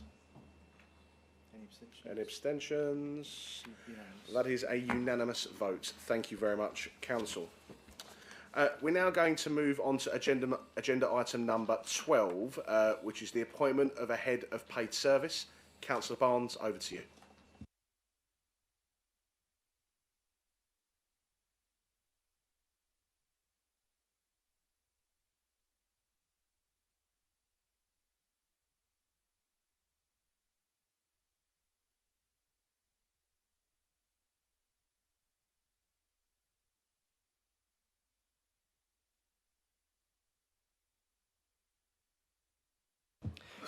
Thank you, Mr. Mayor. This is, apologies, we've got so many addendums tonight. It took me a little while to identify the relevant section. Just going to move on. So this report sets our recommendations in respect of the post of an interim chief executive. Gary Jones has decided to move on from us. So we are proposing that we make arrangements today to designate Mr. Ellaby as head of paid service for a from the 6th of September 2026. With your indulgence, Mr. Mayor, I would like to take a few moments to pay tribute to our outgoing Chief Executive, Gary Jones. Gary has served Basildon during a particularly challenging and important period for this council. Throughout that time, he has brought professionalism, experience and a clear commitment to the borough and its residents. On a personal level, I want to thank Gary for the support and advice he has given me since I became leader of the council. Taking on this role brings a significant amount of responsibility, and I have greatly valued his guidance, his honesty, his willingness to work constructively with the new administration. The relationship between elected members and senior officers is an important one. We will not always approach every issue from exactly the same perspective, but what matters is that we can speak openly, respect our respective roles and work together in the interests of the council. Gary has always approached that relationship professionally and with the best interests of Basildon at heart. I know that members from across the chamber, along with officers throughout the organisation, will want to join me in thanking him for his service. Gary leaves with our gratitude and our best wishes. I hope his new role brings him every success, and I'm sure he will make the same valuable contribution there as he has made here in Basildon. Thank you for your support. Good luck for the future, and I'd like to offer Gary a round of applause. Thank you, Mr. Mayor.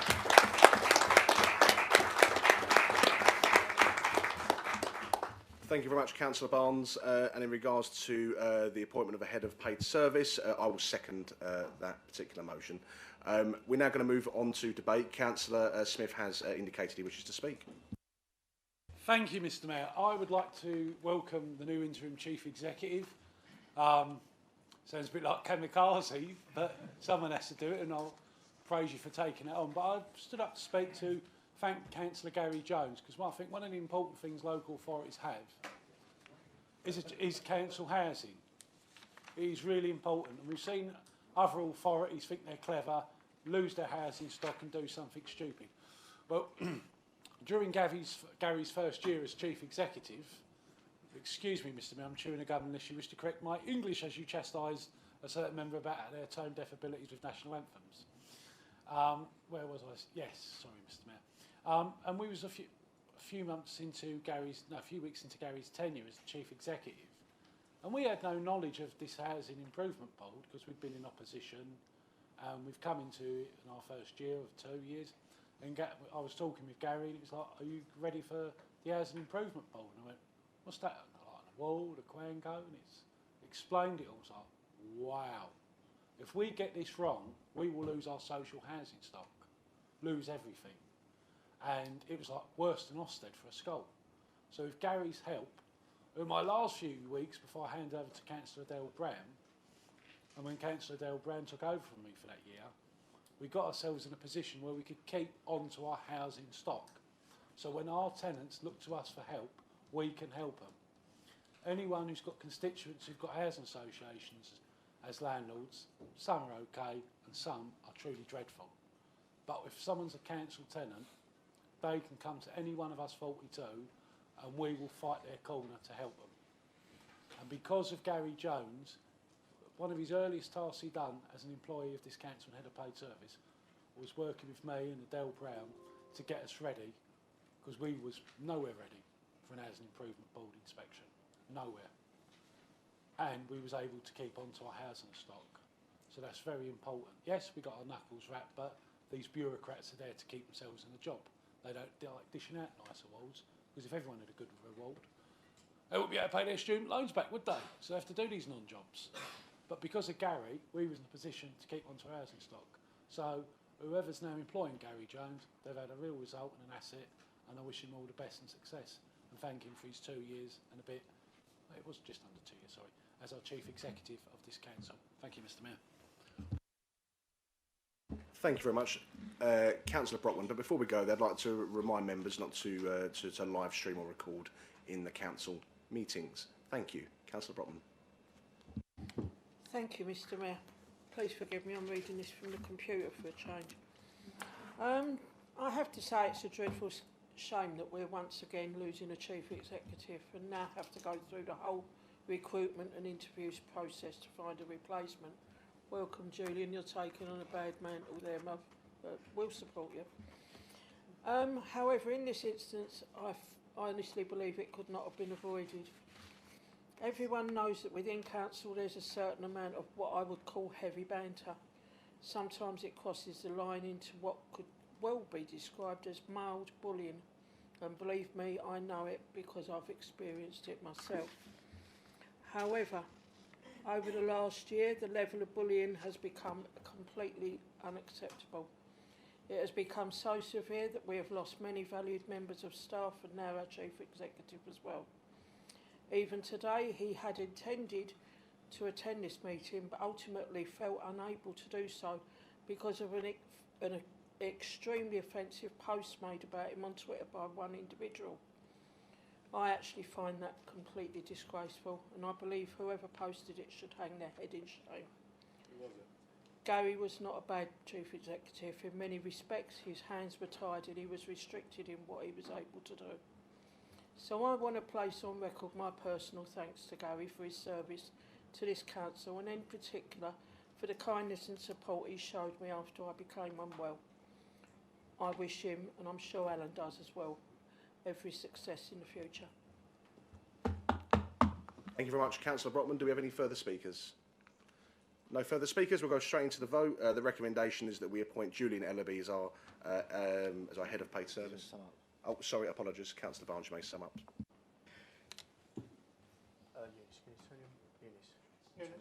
What? Oh, yeah, sorry. Yeah, I just wanted to clarify, just in case there was any confusion following the comments that have been made. Gary's decision to leave was his own. You know, and I think it's important that we make that clear. Gary's moving on to a new role, and it goes with our best wishes. Thank you, Mr. Mayor. Thank you very much, Councillor Barnes. We now move on to the vote. All those in favour of appointing Julian Ellaby as head of paid service, please raise their hand. Got our support.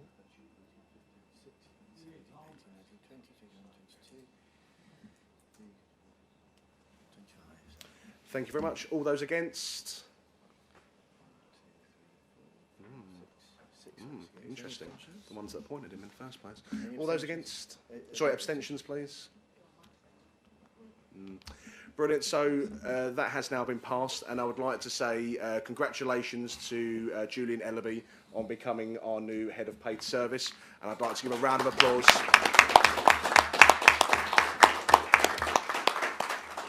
On behalf of the Reform Group and this council, I would like to place on record best wishes to Mr Ellaby in his role, and we look forward to all of the great work that we know that he's going to do on behalf of Basildon Council. We now move on to notices of motion, agenda item number 13. We do have an emergency motion which I've ruled in accordance with Council Procedure Rule 14. The first motion will be raised by or moved by Councillor Barnes. Councillor Barnes. Thank you, Mr. Mayor. Councillor Smith has requested, because he's got members of the public that need to get home, if we can take his motion first. With your indulgence, I'm happy to do so. That's fine. We can certainly do that, as we always want to make sure that we accommodate all residents in the chamber. So, Councillor Smith, would you like to move your motion? Thank you very much. And as I say at County Hall, I'm going to shift it. You don't move an inanimate object that doesn't exist. I shall read the motion out so everyone's clear. Council agrees the inaction of the South Essex Parking Partnership, SEP, has led to the end of the regular bus services through the Nares of Lee Chapel South to be unacceptable. Council notes this has left many low-income households, young people and pensioners without the lifeline of a regular local bus service. Council agrees to instruct the relevant Cabinet member to employ enforcement officers to enforce the existing traffic regulation orders outside of all schools in the borough. Now, I go into the realms of fantasy football. Had we kept the council, that's the politicians' take on fantasy football. This was the thing we was going to work on, because it can pay for itself. Unfortunately, the South Essex Parking Partnership is not doing a proper job of schools. I talk to councillors, who you might call them unitary authorities in London boroughs, and I've explained this problem to them, and they go, we would be outside. We would be doing all sorts of enforcement because our council, not this council, but obviously that's a London borough unitaries, could be using the surplus income to fix potholes, repair signs, highway works, because local authorities are not allowed to profit from fines. Now, this is something the South Essex Parking Partnership could be dealing with, and they will be abolished on the 1st of April 2028.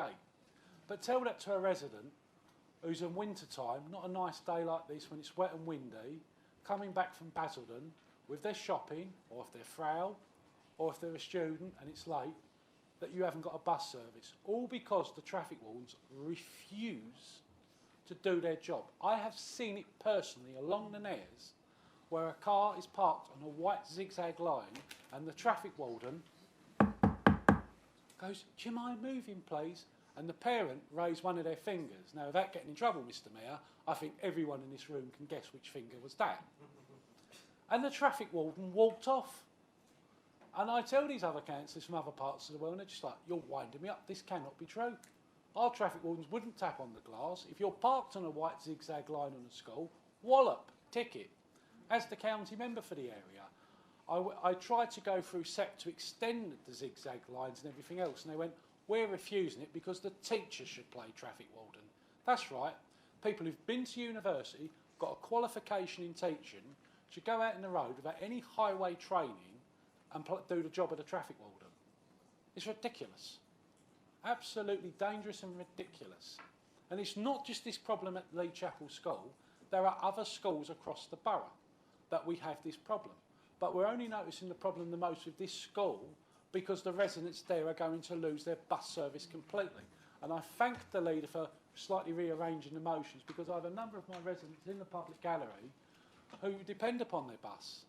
Lee Chapel South is 1,500 homes, and they will be left high and dry without that bus service.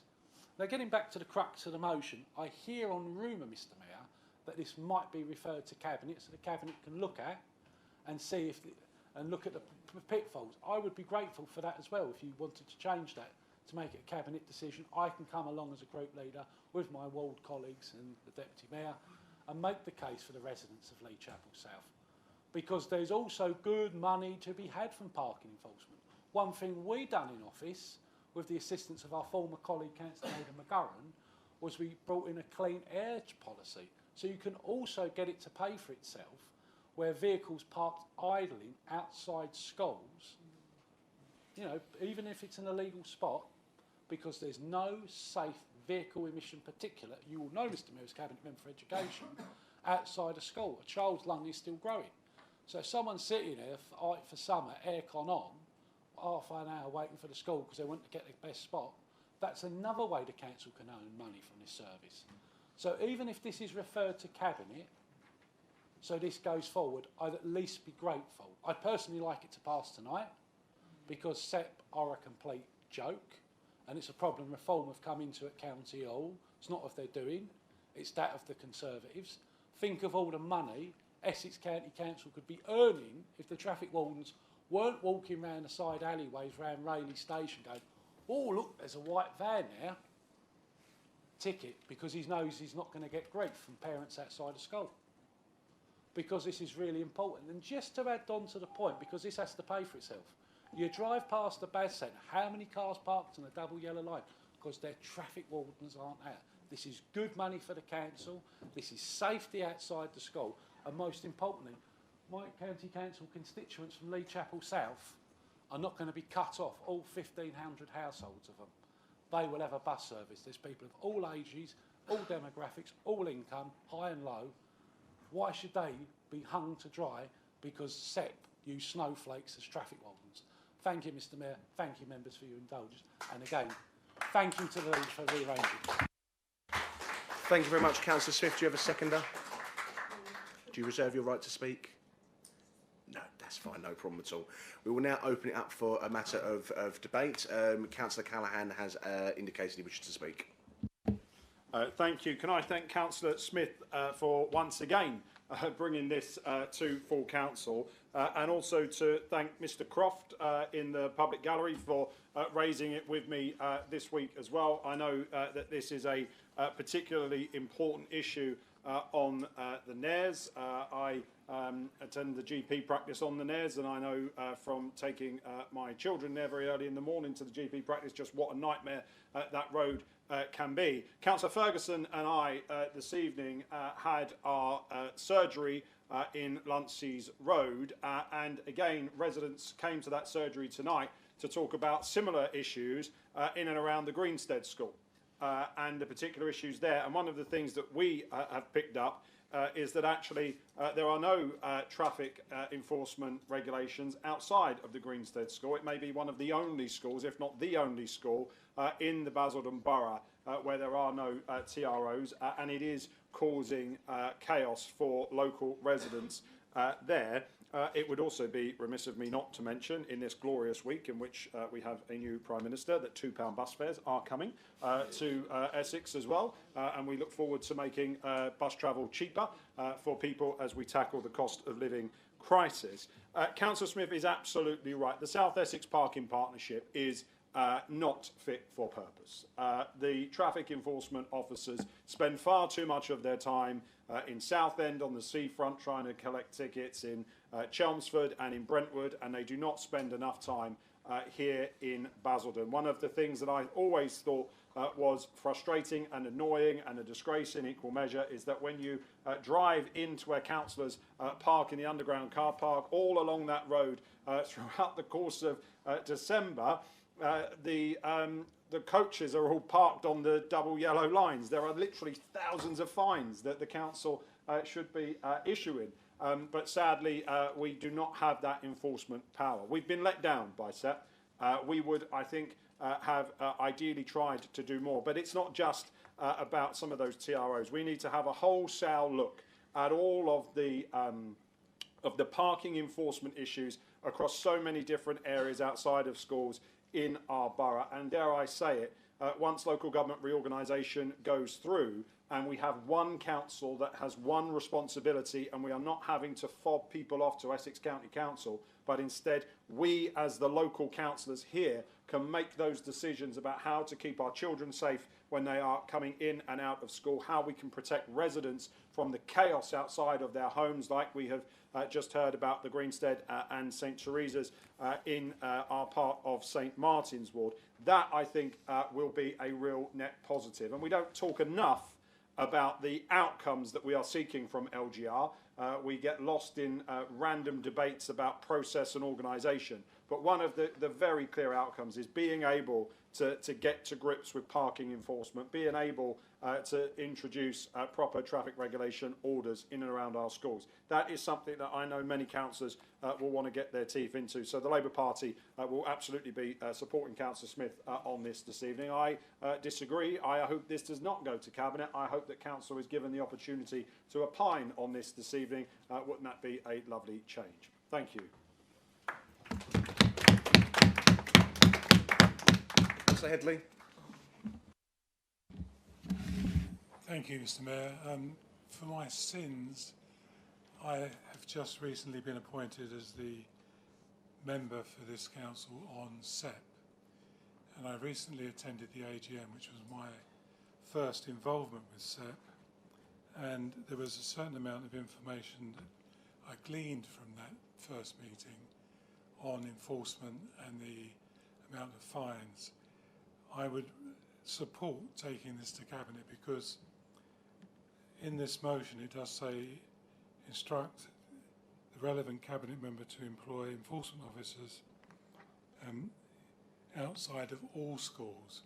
I'm not sure how many schools we've got in Basildon, I should know, but to cover all schools in Basildon at drop-off and pick-up times, I would like to know what the cost is, and members may be interested to know that there is a bill going through Parliament at the moment trying to double the parking fines because there isn't a surplus once you've taken the cost of employing those officers to issue those parking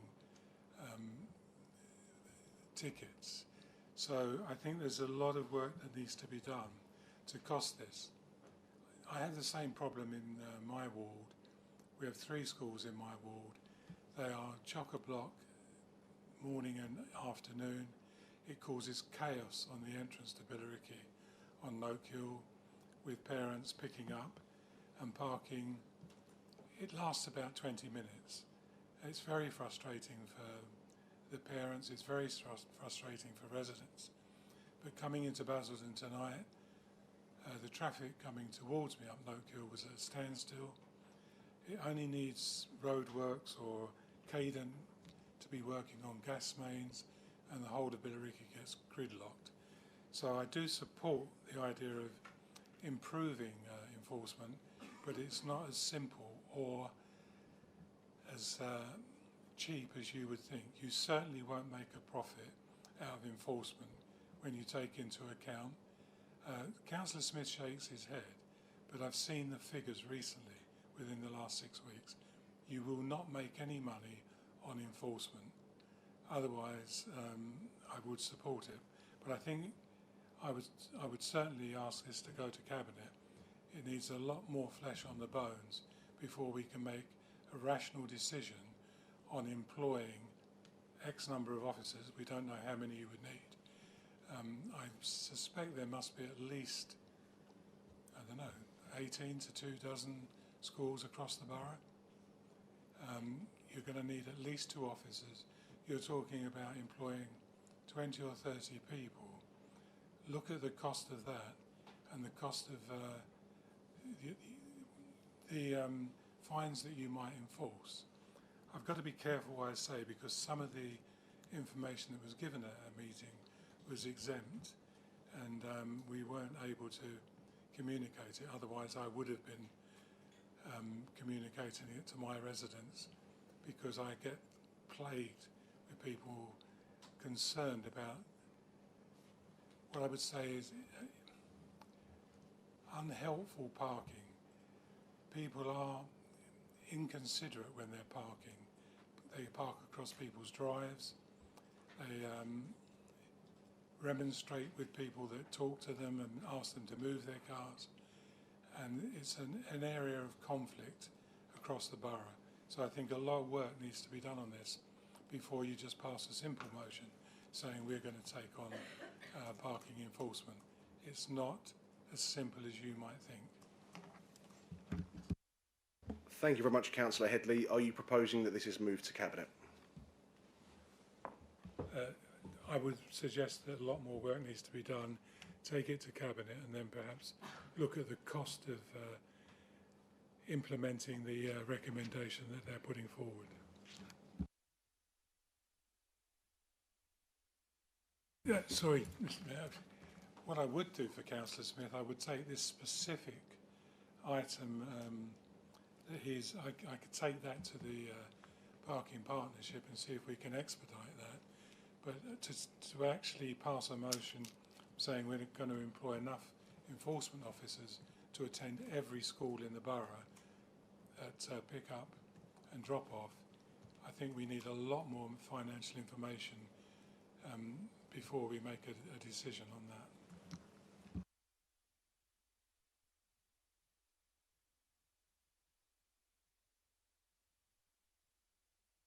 Councillor Barnes? Thank you. Thank you, Mr. Mayor. I think as we've heard tonight, this is a motion that is not without merit, but there are some financial considerations that we would need to consider carefully. And I don't particularly like using the refer to cabinet member provision in the Constitution. I try and avoid using it, but I think under the circumstances, this is the best way to deal with this particular motion, because I think we do need to explore the issues that it picks up. I think it makes sense for that to go to the cabinet member so that they can bring a report to cabinet and tell us what the viability looks like. I believe the section of the Constitution that I need to refer to is 15J4.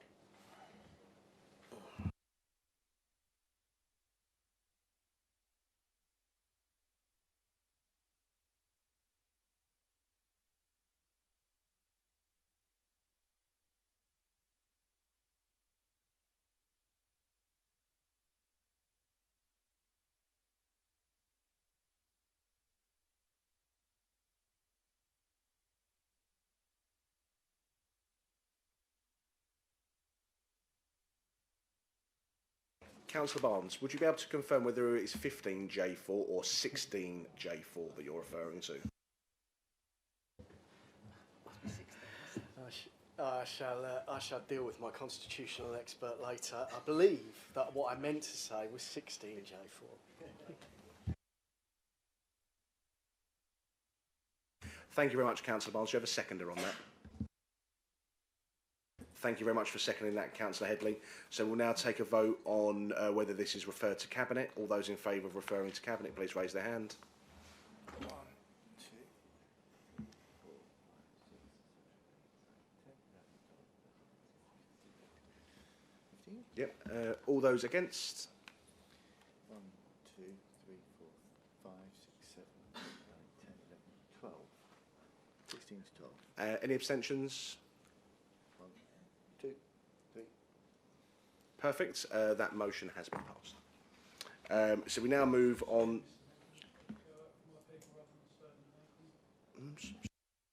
I was just going to suggest a minute or two to adjourn so me and my residents can leave the meetings without disturbing the rest of the full council. I'm pretty sure that they'll be able to file out by themselves. I mean, no, that's fine. If they need some assistance, we can certainly help them with that. But if they're able to, then I think they should be able to file out independently. But that is a decision of itself.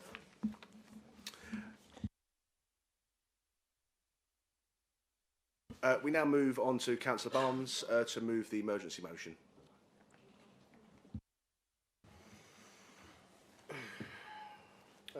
Thank you, Mr. Mayor. I suspect this emergency motion will not come as a massive surprise to members. This is obviously an important motion. I hope it's one that every member of this council will be able to support tonight. By way of background, on the 15th of July, the government issued Basildon Borough Council with a best value notice. This is a serious step, and we must now act for the good of this council and the residents we represent. Government do not issue best value notices for fun. It has been done so that because it has identified significant concerns about the way this authority has been governed and managed. This includes the deteriorating relationship between councillors and officers, the extraordinary instability in statutory leadership, including 7 monitoring officers in just 18 months. I checked, the government are right on that one.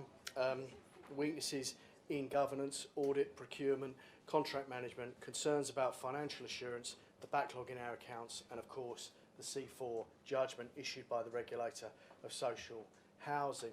None of these issues are minor. None of them can be dismissed as routine council business. Individually, they are a serious concern, and taken together, they are potentially catastrophic. This council has been placed under additional government scrutiny because serious concerns have developed over the last few years. Those concerns now have to be addressed properly, openly, and at pace. The issues set out in the best value notice did not arise during the few weeks that the current administration has been in office. They relate to the period before the local elections in May, before the formation of this administration. We did not create this mess, Mr. Mayor, we inherited it. No one seriously believes the story is being told by members of the previous administration that this is because of what the Tories have done or what Reform have done. It's clear where responsibility lies. However, whilst we are not responsible for creating these problems, we are now responsible for clearing them up. And acknowledging where these problems came from should not be about avoiding responsibility. It's about understanding what went wrong so that we can put it right and ensure that it never happens again. The people of Basildon voted for change in May. They gave this council a new political direction. They expect a new administration to deal with the problems that we have inherited, and that is what we intend to do. Since taking office, we have engaged constructively with the government and with those who will be supporting the council's improvement work. The Best Value Notice itself recognises the constructive engagement and acknowledges that improvement work has already begun.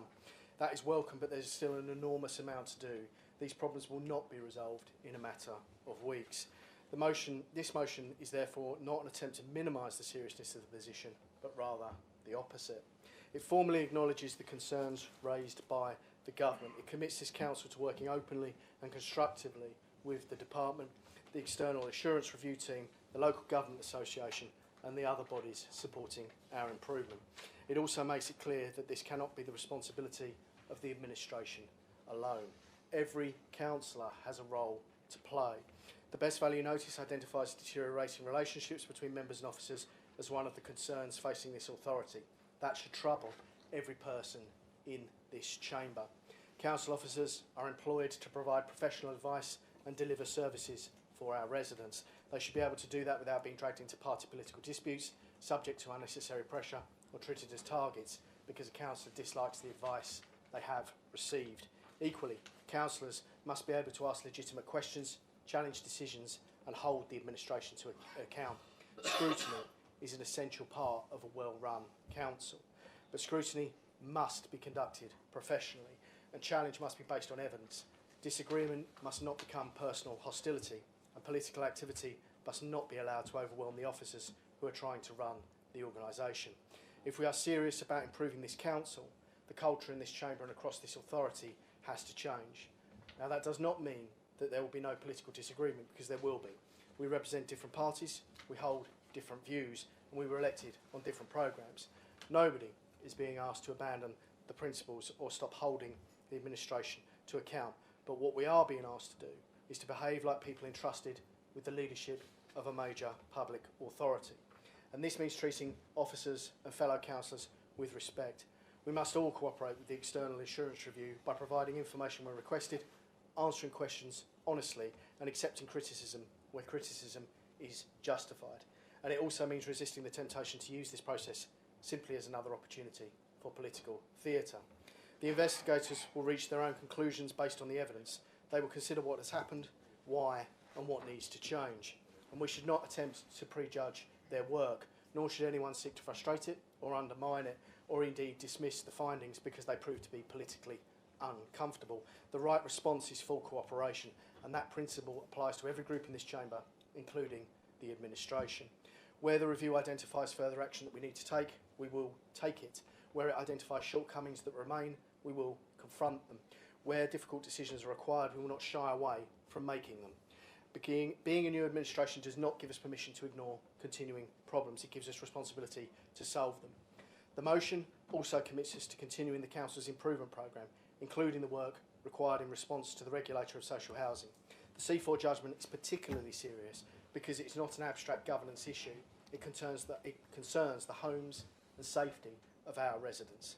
Those residents are entitled to expect safe homes, effective repairs, proper record keeping and a council that listens and responds when something goes wrong. And the same applies to the council's financial position, reliable accounts, proper assurance, contracts and procurement processes that are transparent, robust and capable of standing up to scrutiny. Public money, as I've said before, belongs to the public. Residents have a right to know where every pound is being spent and decisions are being taken in their interests. And that's why the final commitment in this motion is so important. Regular progress reports should be brought to full council so that members and residents can see what progress is being made. We must be able to demonstrate what's changed, what remains outstanding and what further action will be completed. Mr Mayor, the previous administration left behind serious problems. The Best Value Notice confirms the scale of these problems in terms that nobody can now credibly dismiss.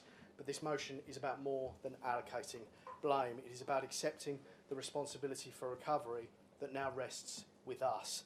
This administration was elected to change the direction of this council restore proper governance and rebuild the confidence of residents, officers and external partners. We now have an opportunity to create a council with clearer boundaries between the political and professional roles, stronger financial controls, better procurement, a safer, more responsive housing service and a culture in which robust disagreement does not become personal hostility. Tonight, Mr Mayor, every member has a choice. We can retreat into party political arguments, deny what has happened and continue the behaviours that have brought the council to this point, or we can recognise the seriousness of the situation, fully cooperate with the review and demonstrate that Basildon Borough Council is capable of learning, changing and improving. This administration has made its choice and I hope every member of this council will join us in doing so and support this motion tonight. Thank you, Mr Mayor. Thank you very much, Councillor Barnes. Do you have a seconder?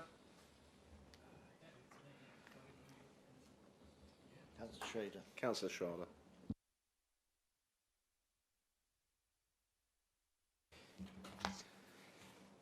Thank you, Mr Mayor. I rise to second the motion moved by my colleague, the Leader of the Council. He set out the reasons this motion lies before us and why the best value notice is something we need to take seriously, soberly and as an opportunity to draw a line under what's been a dark time in the history of this council. This isn't a good look for any authority. So we should resist any temptation to be triumphalist. Clearly, every political group has been keen to claim they were the ones calling for it, and it's all about the incompetence of their opponents rather than themselves. Ultimately, the truth will out.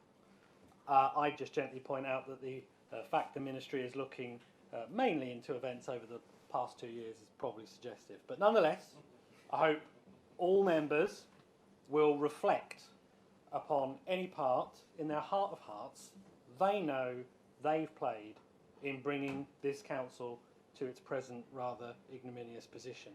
The ministry has identified weaknesses in governance, instability within our corporate leadership, lack of financial assurance and of course the dire descent of member conduct into an increasingly embarrassing quagmire of mudslinging, verbal abuse and grandstanding. It's not what we were elected to do, and it's doing serious damage to this authority and fails badly the people we're supposed to serve. But clearly, as the leader has said, the ministry's concerns relate to the authority this administration inherited some 2 months ago. But inheriting problems, as he rightly said, doesn't absolve us of responsibility to solve them. Mr Mayor, the residents of Basildon voted in large numbers in the last election for a change in direction. I'm proud to be part of a minority administration that's stepping up and committing to facing these challenges. I'm proud to serve under Andy Barnes, who's putting in the hard graft to restore public trust in this council, but the electorate gave us a hung council. So that places a responsibility upon all of us to restore public confidence in this institution. All 42 of us must now gird ourselves, acknowledge the seriousness of our position, commit to engage constructively and openly with the ministry, accept recommendations for change and demonstrate that we're ready to learn, improve, rebuild and regain the respect of the people who elect us and whom we should all be humbled to have the honour to serve. Thank you, Mr Mayor.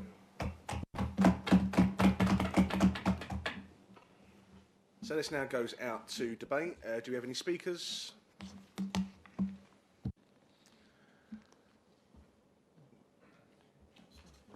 Oh, Councillor Callaghan, please stop filming the members of the public. Of course you can stop. Why can't you stop? Okay.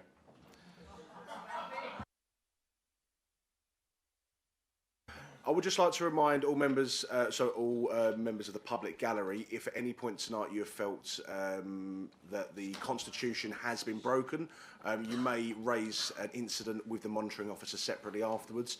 I would encourage you not to engage with Councillor Callaghan, despite the fact that many of you may want to do so. As there are no speakers on the matter today, we will move... Oh, do we have... That's fine. As we have no speakers on the agenda item, we're going to move straight into the vote. All those in favour of the vote, please raise their hand.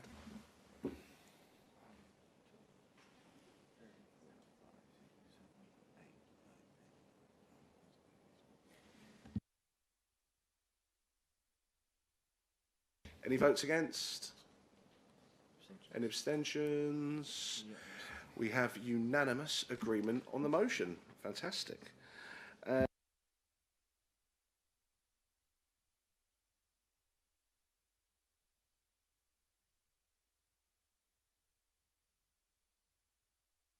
We now move on to the item that's going to be moved by Councillor Barnes regarding the housing targets. Would you like to move? Thank you, Mr. Mayor. Me again, sorry. If a government is determined to impose 28,000 new homes on Basildon, and events today certainly suggest that they are, it must explain where they will go, how they will be supported, and who will pay for the infrastructure that's required. This motion, as amended, is not an argument against the building of any new homes. Councillor Barnes, I'm sorry I have to interrupt you here. Councillor Callaghan, for the third time this evening, we can go 4, 5, 6 times if I must. I can't. Please stop that. engaging. What's just been said in the public gallery by Mr. Mitchell there towards another member is outrageous.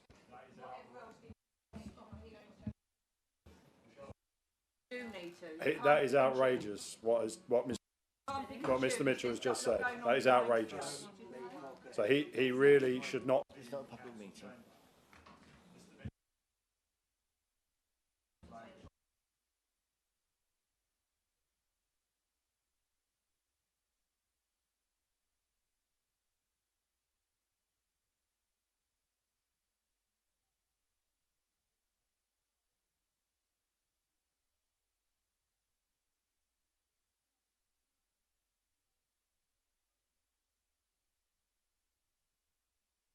That's fine.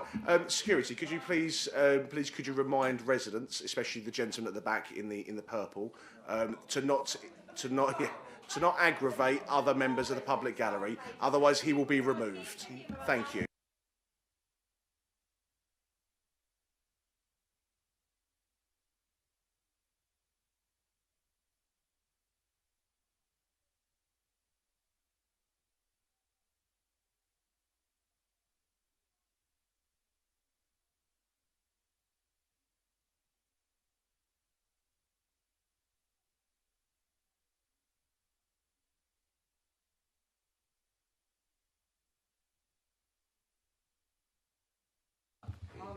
So is Basildon Dave being removed for the language? Councillor Callaghan, please, okay. I've made it very clear to residents of. You haven't. That's not. Let's take 5 minutes. No. We're not taking 5 minutes anymore. Okay, Councillor Callaghan, behave, will you? Why can't you behave? MHCLG and LGA. I'm not taking lectures. I've just heard a member of the public use obscene language towards another member of the public in the public gallery. It has been heard. I don't understand why he's still allowed to be in the chamber. Okay, so Thank you very much, Councillor Callaghan. The member of the public did not disrupt the meeting. So therefore, okay, we will now.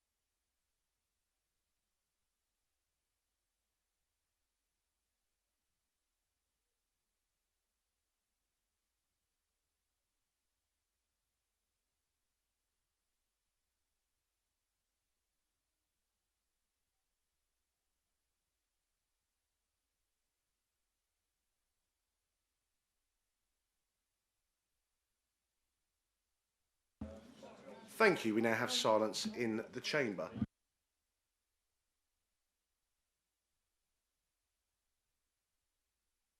Councillor Barnes, would you like to continue your speech? Yeah, thank you, Mr. Mayor.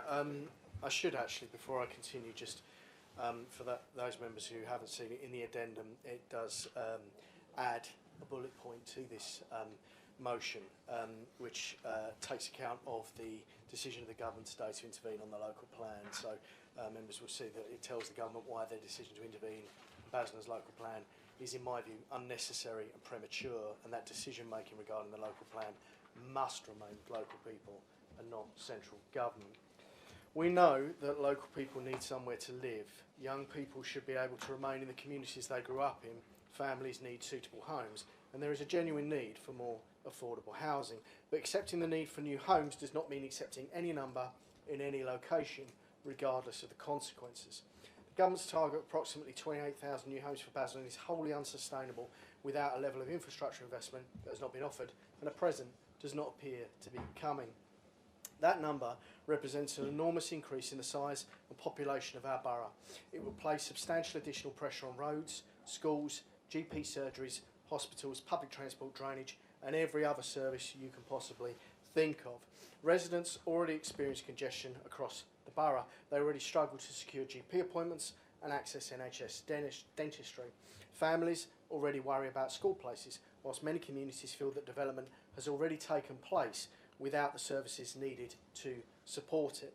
Against that background, the government is now telling Basildon that to accommodate a vast number of additional homes without even providing a credible plan for the infrastructure that will make that growth sustainable. Basildon is not an empty space on a map. It's a borough made up of established towns, villages and communities, each with its own identity and character. We have Greenbelt, green fields and countryside that provide separation between those communities, protect the character of our area and give residents access to valuable open space. And once that land is developed, it is gone forever.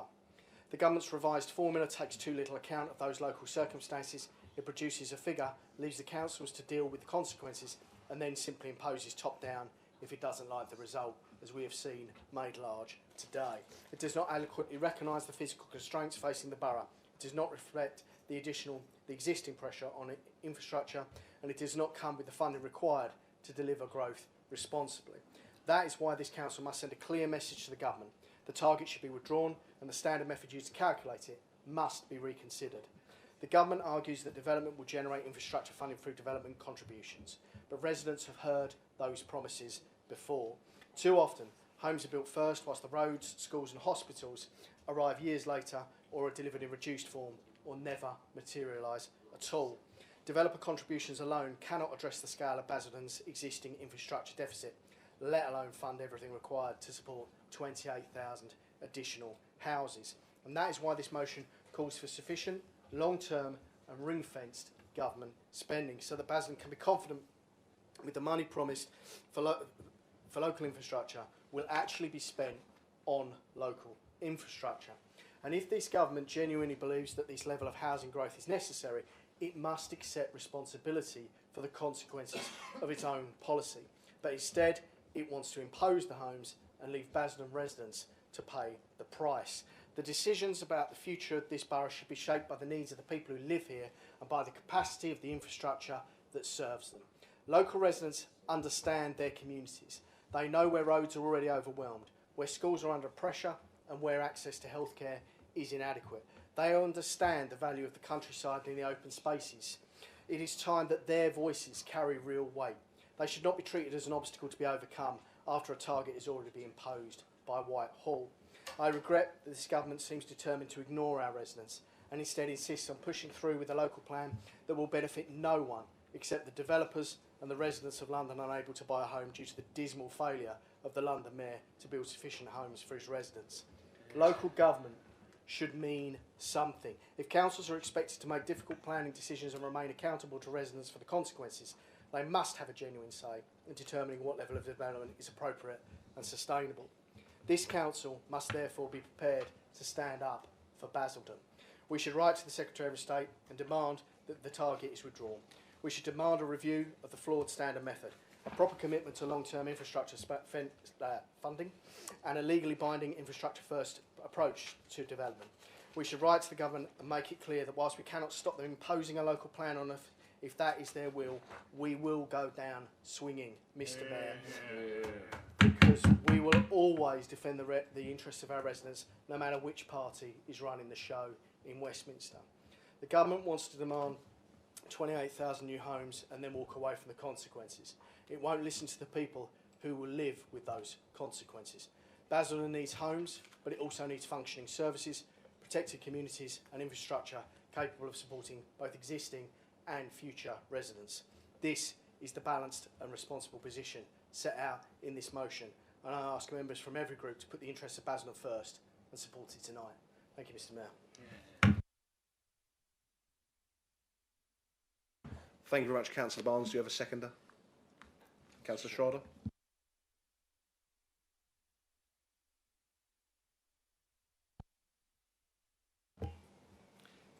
Thank you, Mr. Mayor.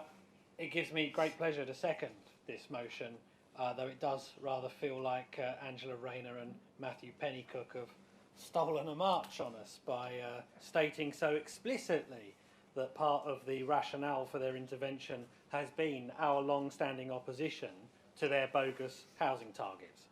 We must now steel ourselves to take that fight to the Regulation 19 consultation on Labour's horrific draft local plan, which does, of course, seek to meet the full housing target of 28,000 homes. The imposition of that scale of development is unjustified. Councillor Schrader. Councillor Callaghan, please stop impugning a member, okay? You're impugning a member from across the chamber. Please relax yourself. Councillor Schrader, you may continue. I'm not in the least bit bothered. Councillor Callaghan. Councillor Callaghan.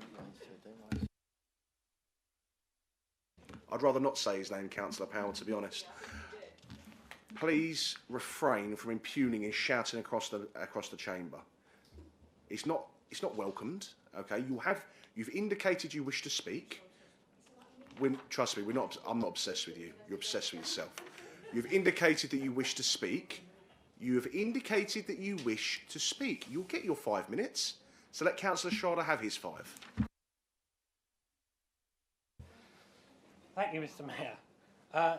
The imposition of that scale of development is unjustified when even the government's own statistics show this borough needs at most 6,000 to 7,000 homes to accommodate our own natural growth.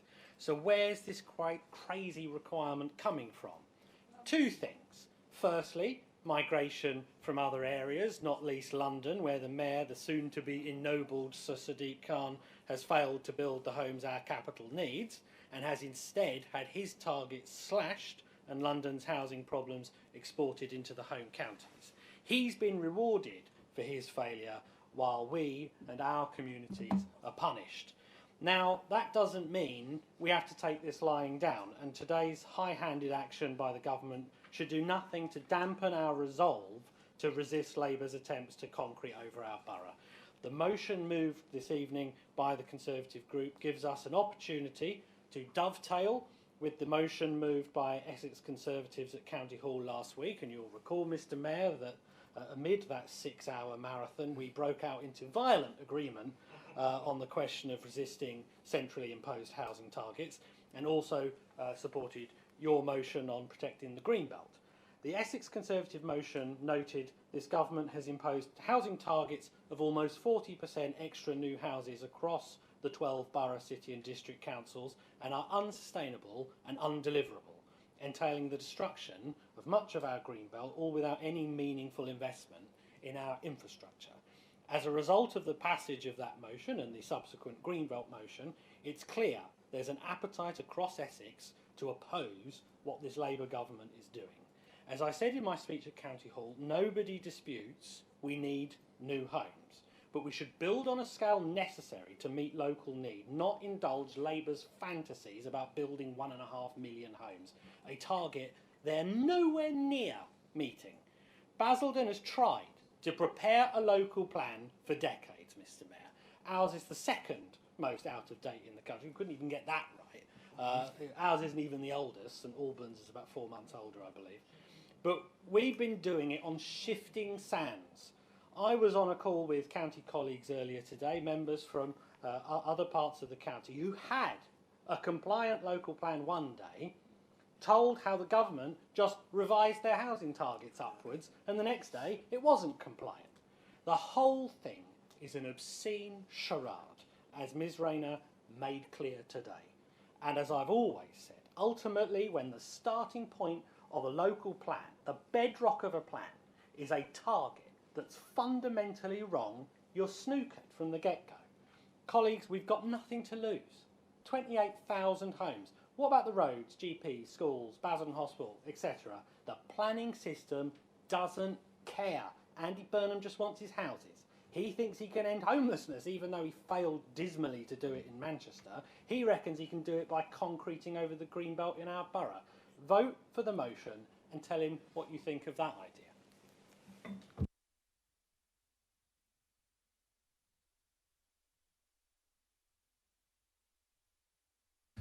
Councillor Callaghan, you may have your 5 minutes. When will these gladiators on those benches learn? They said that they want to go down swinging. Lads, you've been knocked out. We've had the intervention letters. It is over. Just as we warned before the election, that if you allowed this lot back in charge of this council, that we would end up in intervention. And I take my hat off to Councillor Barnes. 2 interventions in a week, none of which apparently has anything to do with him. But I think what we now know, and what we've subsequently learnt overnight, is that actually communication was made with MHCLG that Councillor Barnes did not have the votes in this council chamber to progress the local plan, and as a consequence of that, the government did not wait until September's full council for that vote to pass to fail in order to come forward. Now, he could have picked up the phone to me. He could have rung me and asked me what my thoughts were on the local plan. Who knows? Perhaps, given that we are the joint largest party on this council, we may have been able to come to some form of an agreement. I want to put on record in this chamber, because the cabinet member didn't, and neither did the leader, a huge thank you to all of those planning officers for all of the work that they have done on the local plan. It is a monster task to put it all together, and they deserve an awful lot of praise. There's also another reality here. We have got a housing crisis. There is a housing crisis in this borough. There are 10,000 24 to 34-year-olds living at home with mum and dad, not able to go out and get a property of their own. We've got nearly 4,000 people on the council house waiting list, but that's subject to the 7-year rule. If you was to include the people who are at year 6, 5, 4, 3, 2, 1, a further 10,000 council properties in order to meet that need as well. The idea that the objectively assessed need is wrong, and that somehow we do not need that number of homes, does not pay attention to what is actually going on in our communities. Now, I wish that I had been able to get this part of South West Essex onto the first wave of the government's new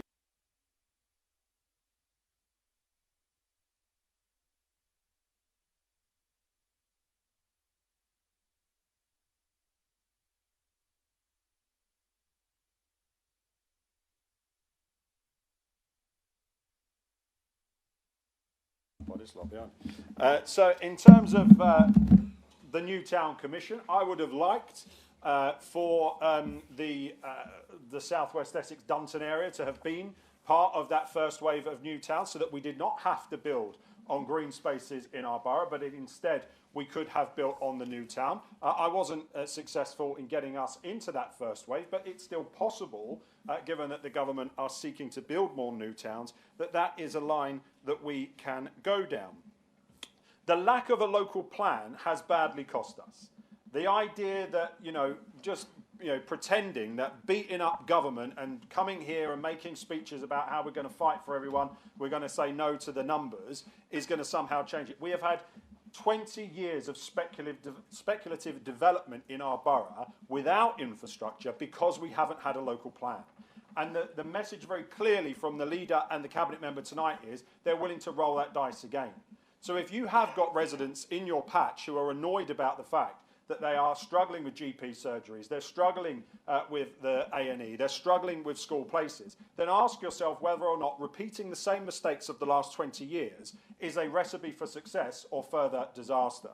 I would also say that on the case of infrastructure, the leader talks down this borough in his speech. Every single planning application that comes forward is underpinned by a Section 106 agreement, and if we have a local plan, underpinned by SEAL. In the 2 years that we were in administration, around 3,000 new units were given planning consent, and that generated nearly £30 million of infrastructure money. There is not another borough anywhere in the whole county of Essex that is expanding NHS services faster and bigger than we are here in our borough, with the Community Diagnostic Centre in Pitsea, the work that is going on at the hospital, and the work that is going on at the Eastgate Shopping Centre as well. But there is also, let's not forget, £156 million of unspent Section 106 monies sat in the bank account of Essex County Council.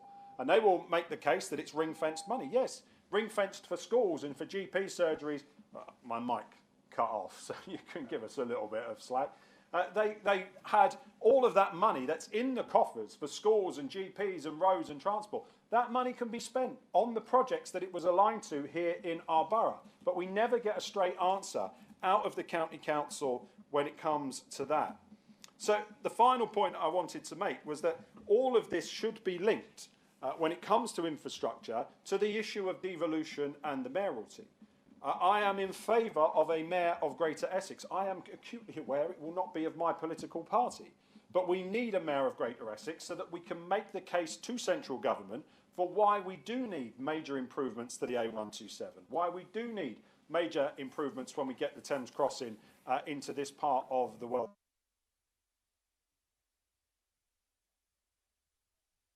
If you are against the mayoralty that is being put forward, you are also costing us when it comes to infrastructure. But listen, there are thousands and thousands of people living across our borough who are desperately in need of housing. And when you listen to the same old Tories wanting to repeat the same old mistakes about not building, about fighting a government, and you see it clearly tonight. They've said they're going to fight, and in round one, they've been knocked out and they've lost. So let's just put that behind you, accept your defeat, and get on with passing a local plan, give us the housing that our next generation need, and with that, we will end 20 years of speculative development. We'll build the housing and the infrastructure this borough needs, and maybe, if you show the willing, you might then get put into the second tranche of the New Town Commission, and it might even eventually save, from year 5 onwards, it might eventually save some of your green belt in Billericay, Wickford, and in the other towns as well. But you are not boxing this clever, people, and this motion tonight is not a good idea. Thank you very much, Councillor Callaghan. Councillor Jeffrey?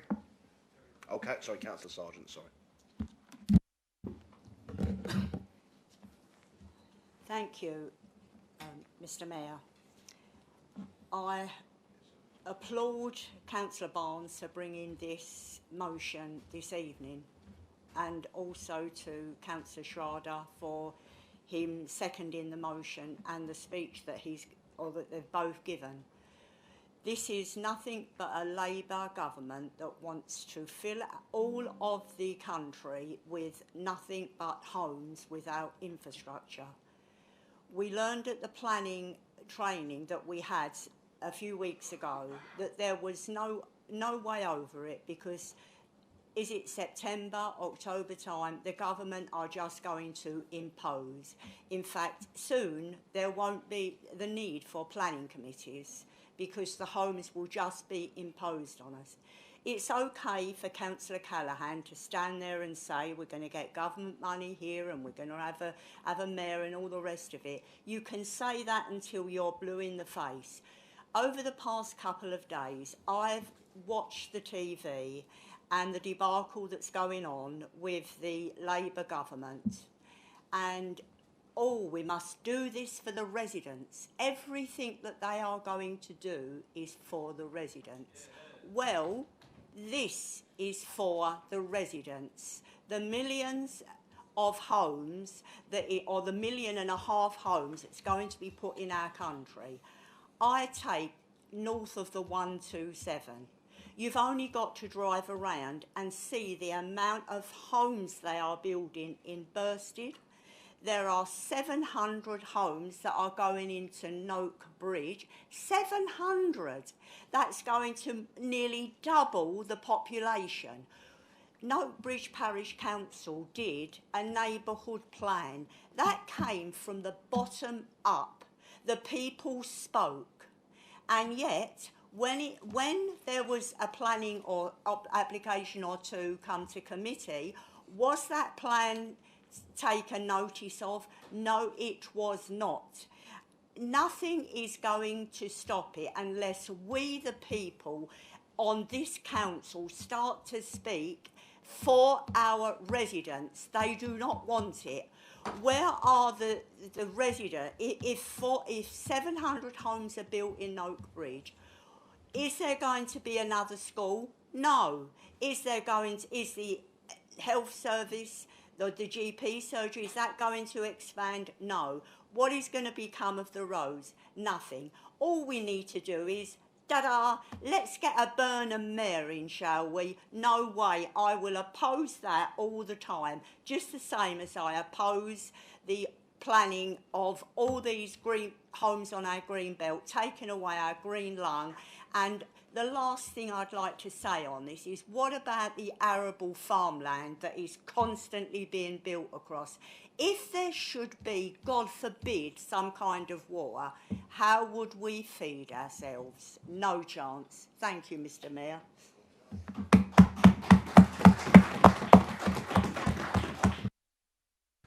Thank you very much, Councillor Sargent. Very passionate. Appreciate that. Councillor Jeffrey. Thank you, Mr. Mayor. A Labour government imposed target of roughly 28,000 homes is not sustainable without the infrastructure needed to support it. In Wickford, as an example, Anglian Water continues to object to planning applications because of concerns about capacity at the sewage treatment works. That demonstrates the problem. Essential infrastructure is already under pressure because tens of thousands of additional homes, before tens of thousands of homes are even considered. The same applies to our roads, GPs, schools and public transport.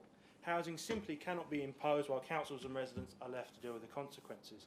These are Labour's plans for our borough. North, south, east and west, every part of the borough is being touched by Labour's housing policies and the pressure they place on our communities. The sitting in the traffic, the wait for a doctor's appointment and the worry of getting a school place. We must protect our greenbelt. It is not spare land waiting to be developed because Whitehall has imposed an arbitrary housing target.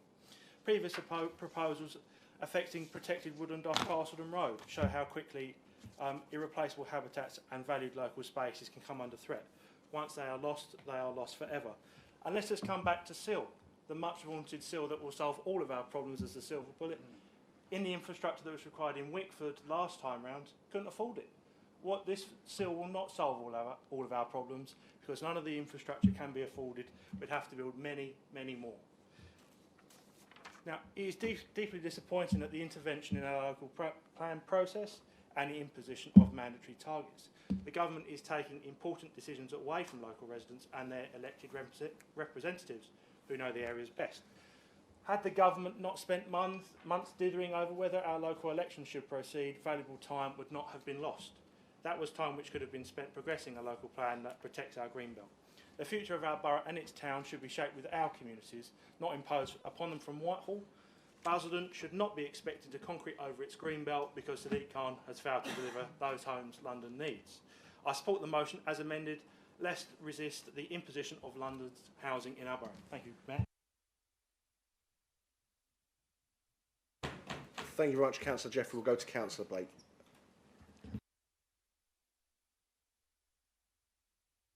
Thank you, Mayor. Just on a couple of points here. Initially, some years ago, we had a target of 17,000, which we thought was too many at that time as well. Now we've got 28,000 plucked out the air. And it's already mentioned, we all know why Sadiq Khan's lot are coming our way. It's as simple as that. The planning process for many years has been a bit of a joke. When we come to council planning commission, it's really farcical. There's a lot of issues there. We're always told this is going to go through because we haven't got our 5-year supply of housing. That's because half the time the houses that may have been passed but haven't been built, and we can't take that in consideration. This is where I think that, first of all, government legislation should change, and it should be a recommendation by government that says once you've got planning permission for certain housings, it has to be built within a certain time. If it's not built within that certain time, then you will be paying council tax on those houses that you've not built. It might just make them pull their finger out. That's something I feel very strongly about. So we have, as far as I'm concerned, our 5-year supply of housing already.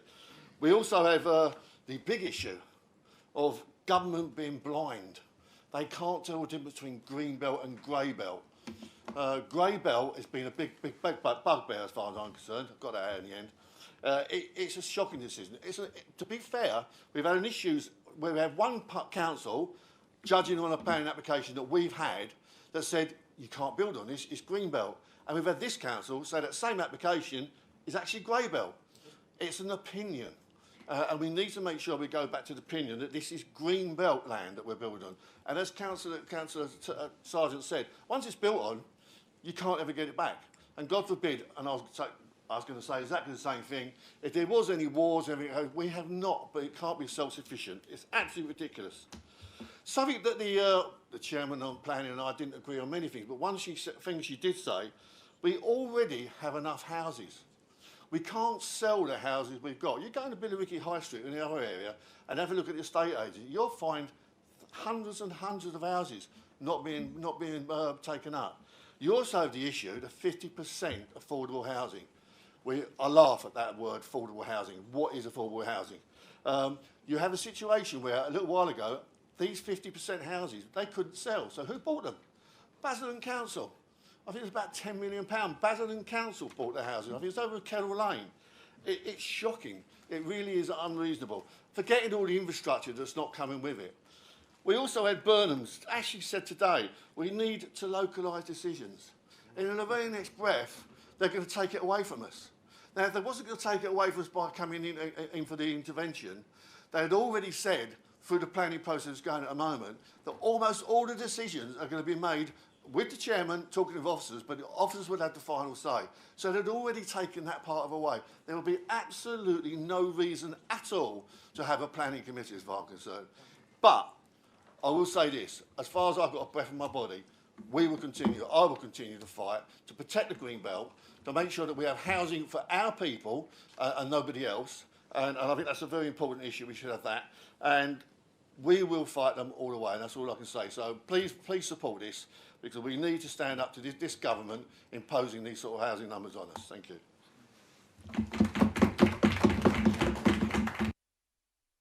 Councillor Baggott.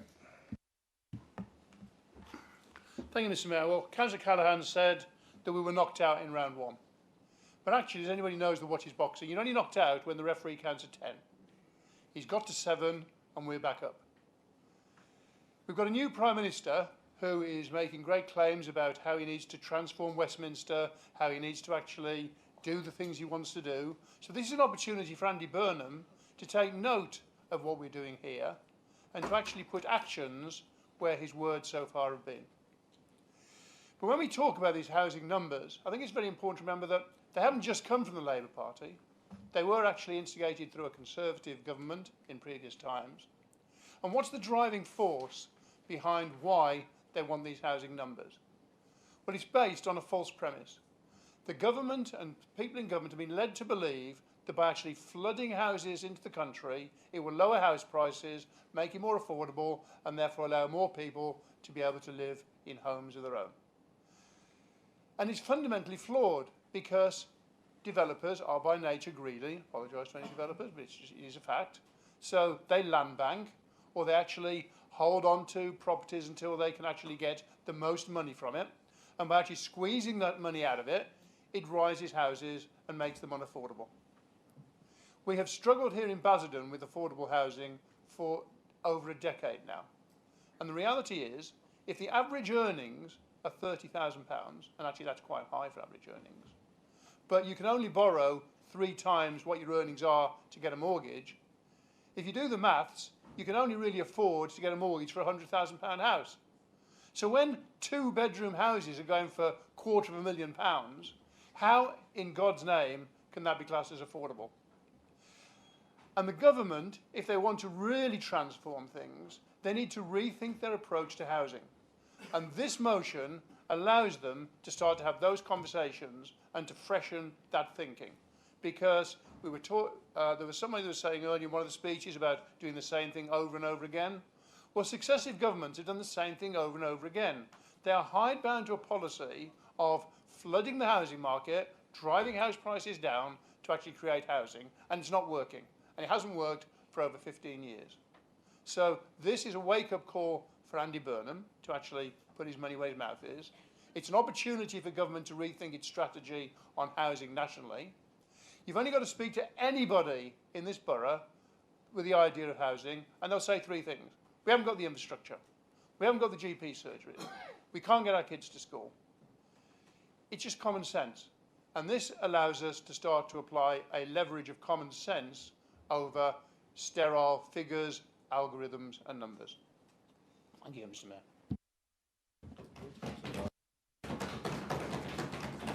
Thank you very much, Councillor Baggott. Councillor Gardner. Thank you, Mr. Mayor. I'm going to support this motion this evening. I'm not an expert on housing, but what I can tell you is, listening to residents around the borough, they do not want this amount of housing within the borough. I think it's about time that this council listens to the residents that elected us, and we stand on that merit that they elected us to listen to them, and we fight the government and we push this back as far as we can. Because, as been said, once we build on the green belt, that's it, it's gone. We're never ever getting that back. So I will support this motion this evening, and I think it's good that we continue listening to the residents of this borough. Thank you, Mr. Mayor. Thank you very much, Councillor Gardner. Councillor Cassidy. I do also want to remind members this is his maiden speech, so please can we afford him the silence. Thank you, Mr. Mayor. I'm rising for the first time, and it is for a noble cause. I'm supporting this motion mainly because today I read a news that there are ghost houses. When I looked into that, what is the meaning of ghost house? It is houses of high-end value. People say houses are built for helping young people to go and reside there, but they cannot afford. They have only one choice, to live with the parents. If all these builders are amassing all this land and making their bank and keeping it with them and exploiting the people on the housing market, that is unacceptable. Moreover, this beautiful countryside shall not be or should not be destroyed for the benefit of some politician sitting in London.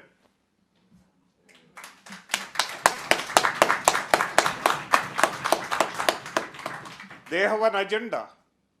We are not part of that agenda. We should oppose it. We should stand firm, and we should make sure that this borough is protected from the evil eyes of the people. Thank you very much.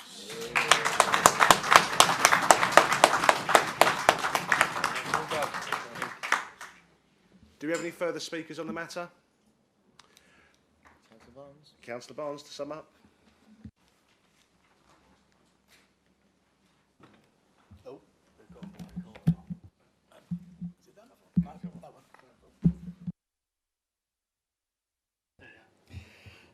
Thank you, Mr. Mayor. I'll take it in reverse order. Councillor Strada, all I can really say on your speech is I agree, because to be perfectly honest, I was so enraptured by what you said I forgot to take any notes. But it was very good. I very much enjoyed it. Councillor Callaghan, I was less impressed with Councillor Callaghan's speech. It won't come as a massive shock. He talks about us needing to reach out to him. That implies that we would want to pass this plan, which was never on the agenda. And he talks about 10,000 people needing homes within the borough. Well, that may or may not be true, but when those homes are sometimes up to £800,000 for basically a 3-bedroom semi-detached, it's hardly a shock, one, that they don't sell, and two, that people can't afford them. He mentioned speculative development, and the reason why we haven't got infrastructure in the borough is because we haven't got a local plan. That must be why all the areas in the country that have got local plans are literally up to their eyeballs in schools, hospitals. They can't, basically they've just got empty infrastructure everywhere. There's no traffic jams. If you've got a local plan, there's no traffic jams anywhere. The idea that a local plan somehow instantly makes your infrastructure problems disappear is for the birds. It's complete and utter nonsense.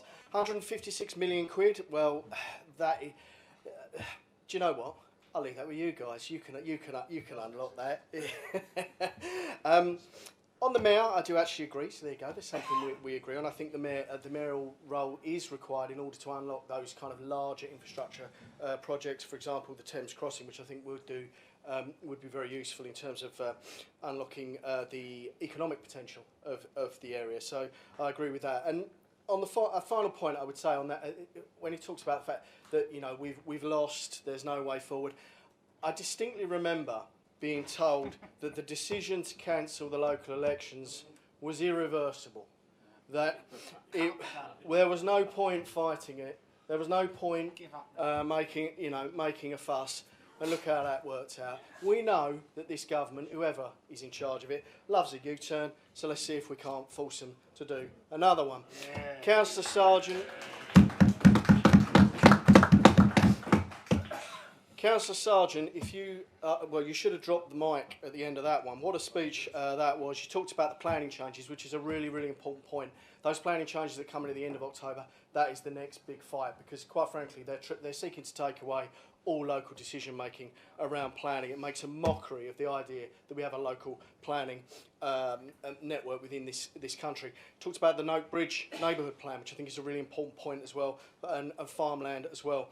Councillor Jeffrey talked about local decision making and also made reference to the local elections. Councillor Blake talked about the fact that these targets have increased year on year on year on year. And I recall that Councillor Strada that Councillor Strada mentioned the same thing. Made a good point on the 5-year land supply, which is the biggest con ever, because we all know that if the buildings that have been passed were actually built, we wouldn't have a land supply issue. This land banking issue is a real problem, and central government needs to get hold of it. Grey belt, that dreaded phrase. As far as I can see, all grey belt is just an attempt to basically remove Greenbelt from the scenario, essentially reclassify it all as Greybelt and say you can build absolutely anywhere. Councillor Baggott, to quote the greatest philosophers of the late 20th century, Chumbawamba, I get knocked down, but I get up again. He also made a really powerful point on the affordability of mortgages, and I think that is a crucial point. I think that there's lots of talk around that, and it's something I'm quite passionate about. I do think that government generally needs to address the idea of affordability, particularly when you've got people that are paying thousands of pounds in rent, and yet they're paying £1,500 a month in rent, and yet they get told by a bank they can't afford a £1,200 mortgage. That is a joke to me, and it needs to be addressed. Councillor Gardner talked about listening to residents, and I agree, the government needs to listen on this. They can't just ignore everybody. Councillor Cassidy, congratulations on a fantastic maiden speech. Well done. He talked about the beauty of the countryside, and I would say, yeah, the beauty, and he talked about the fact that all this was being done for was the benefit of people in London, and I would say, what about the benefit of our residents? Mr Mayor, it sounds like we will have the votes to get this motion through. We've got other business to attend to, so I suggest we take this to the vote. Thank you. Thank you very much. So all those in favour of the agenda item, please raise their hand.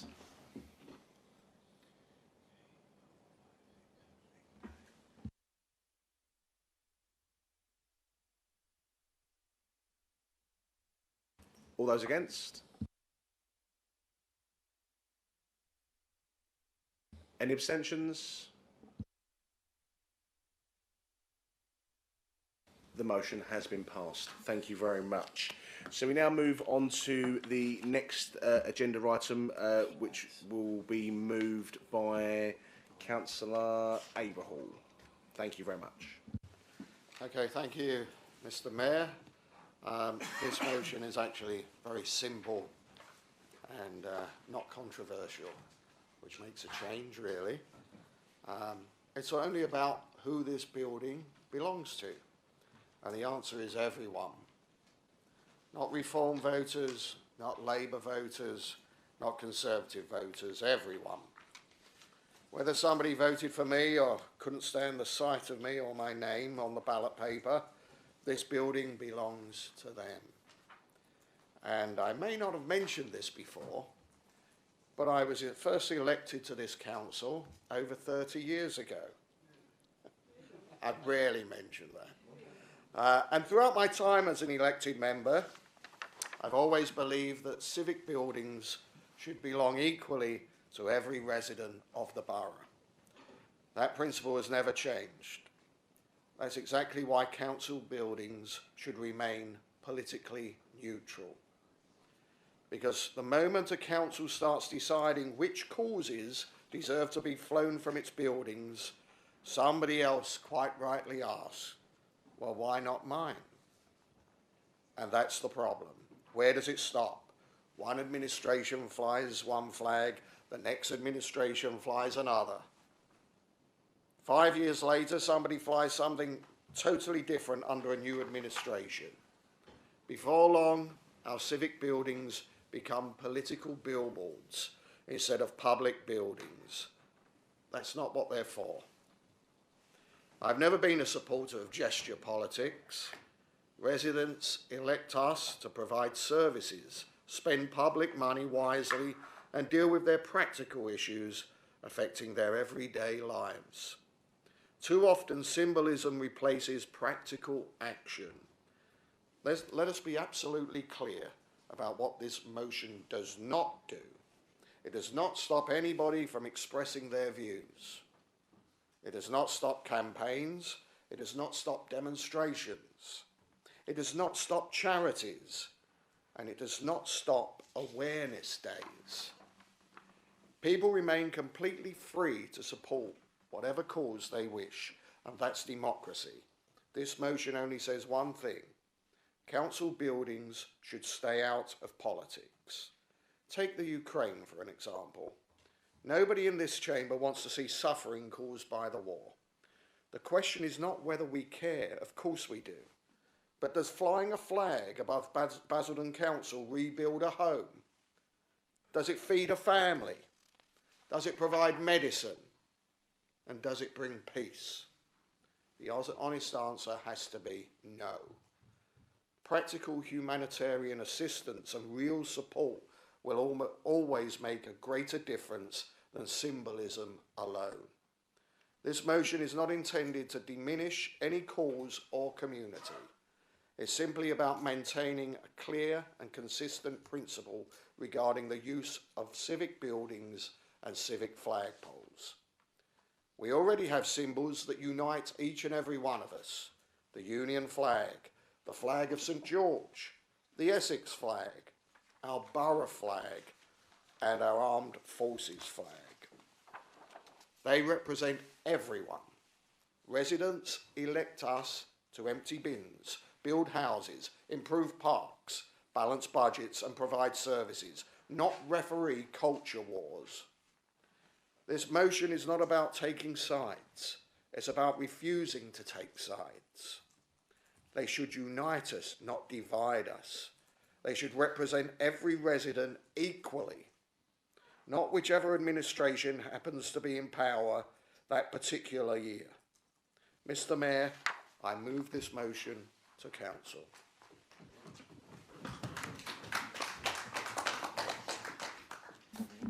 Thank you very much, Councillor Aberhall. Councillor Gardner, I believe you're seconding. Thank you, Mr. Mayor. I'm pleased to second this motion because I honestly struggle to understand why anyone would object to saying council buildings should represent everybody. That sounds like common sense to me. The chamber is full of people with different political opinions, religions, beliefs and background. That's healthy, that's democracy. One thing politics has become very good at is finding reasons to divide people.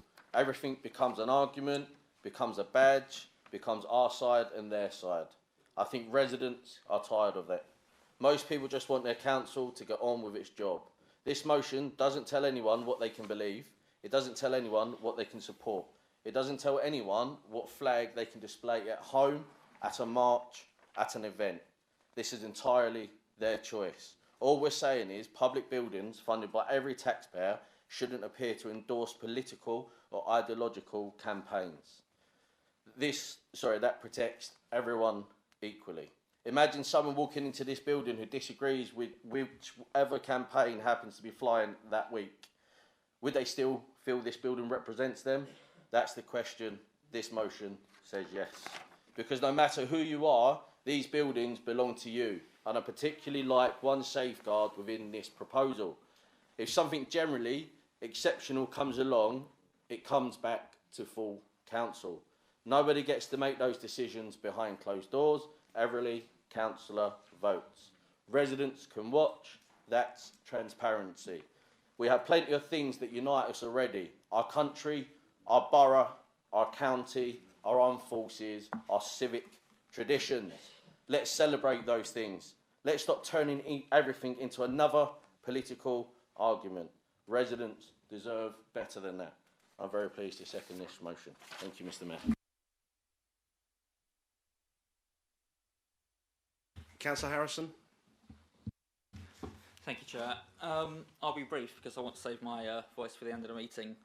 But I just wanted to express my sadness at the desire of Councillor Abraham to disallow flags such as the Ukrainian flag and the flag to honour the memory of those who lost their lives during the Srebrenica massacre.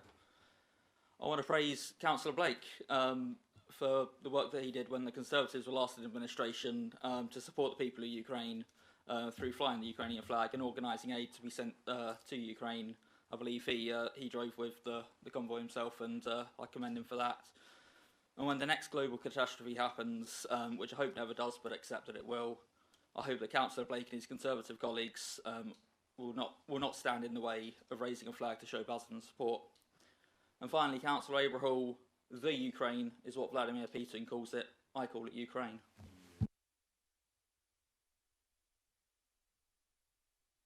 Definitely silence. Councillor Barnes. Councillor Barnes. Thank you, Mr. Mayor.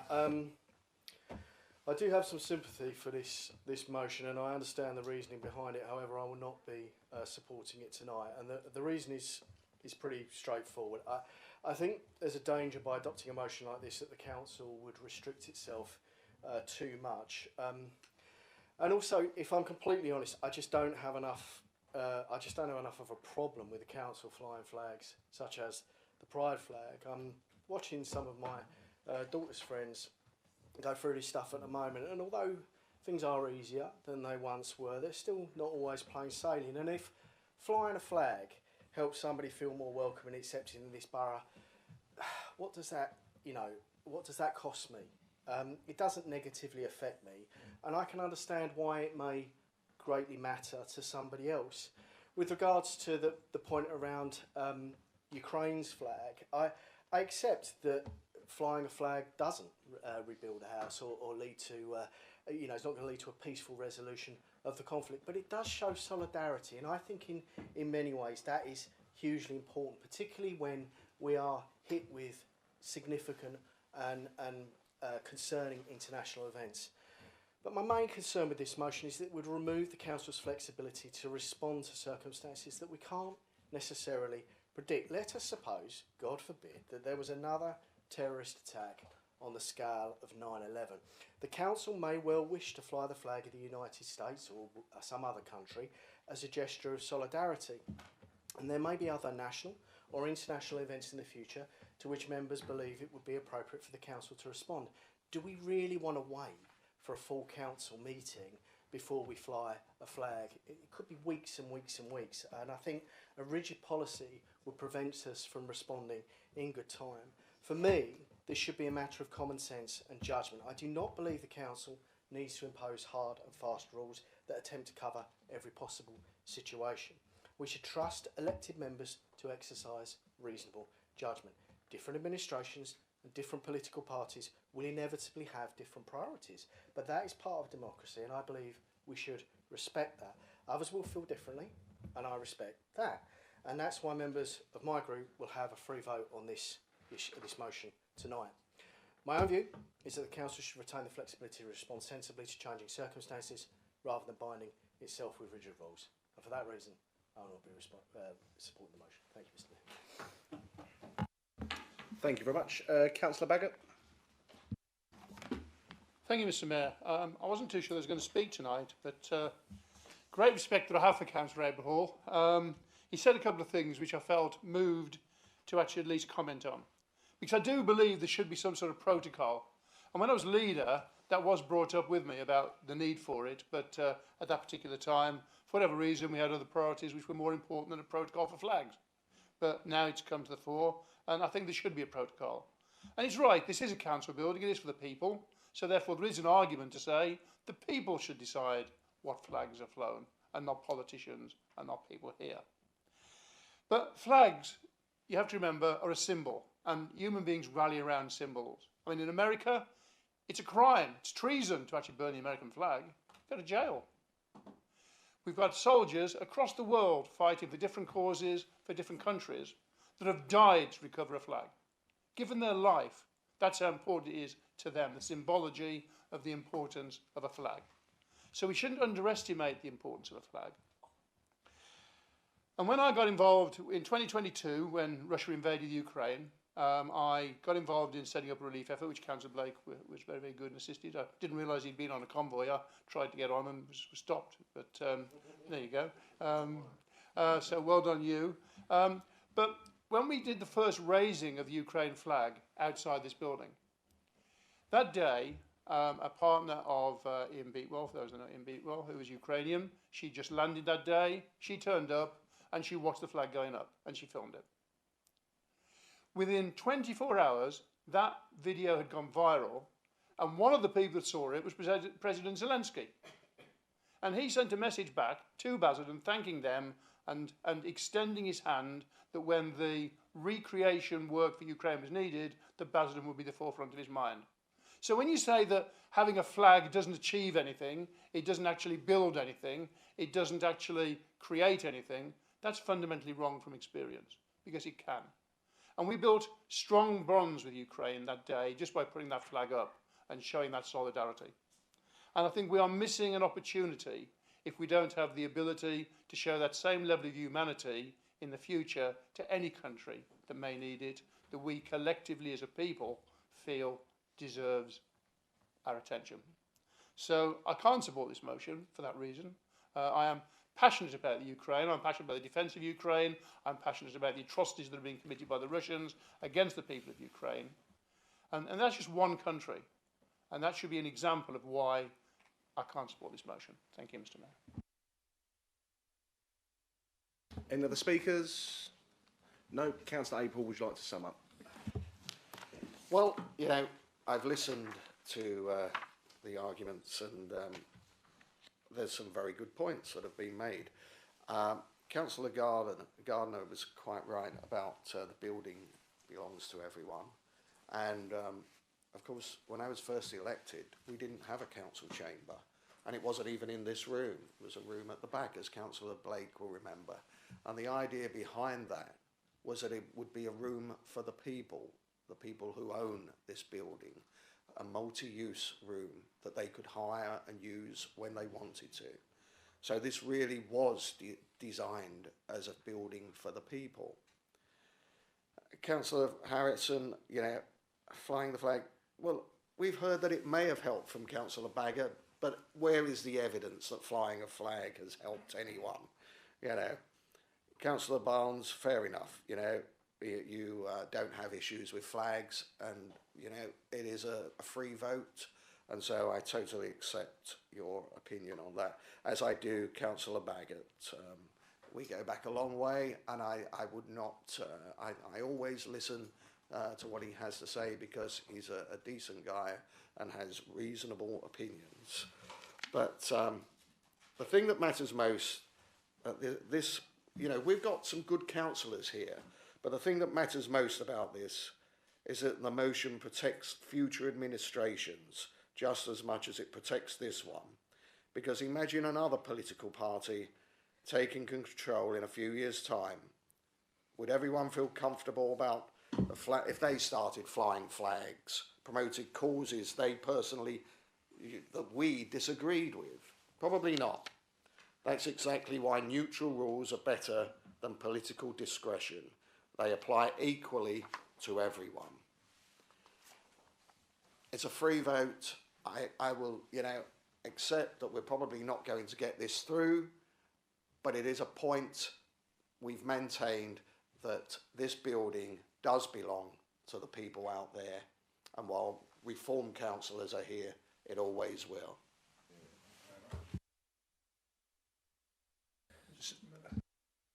Sorry, I don't know. I don't think there is a point of order. I'm not that good at the Constitution anyway. But in the spirit of what Councillor Edward is saying, and he doesn't know how the vote's going to go, but if he does go against him and this motion, could we at least agree that we would consider some sort of protocol so some sort of sanity can be brought into the whole flag process?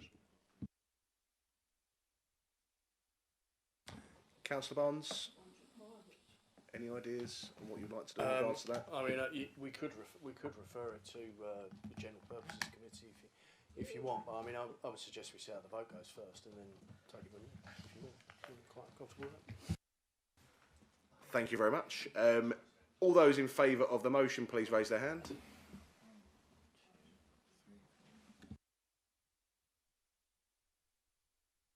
All those against?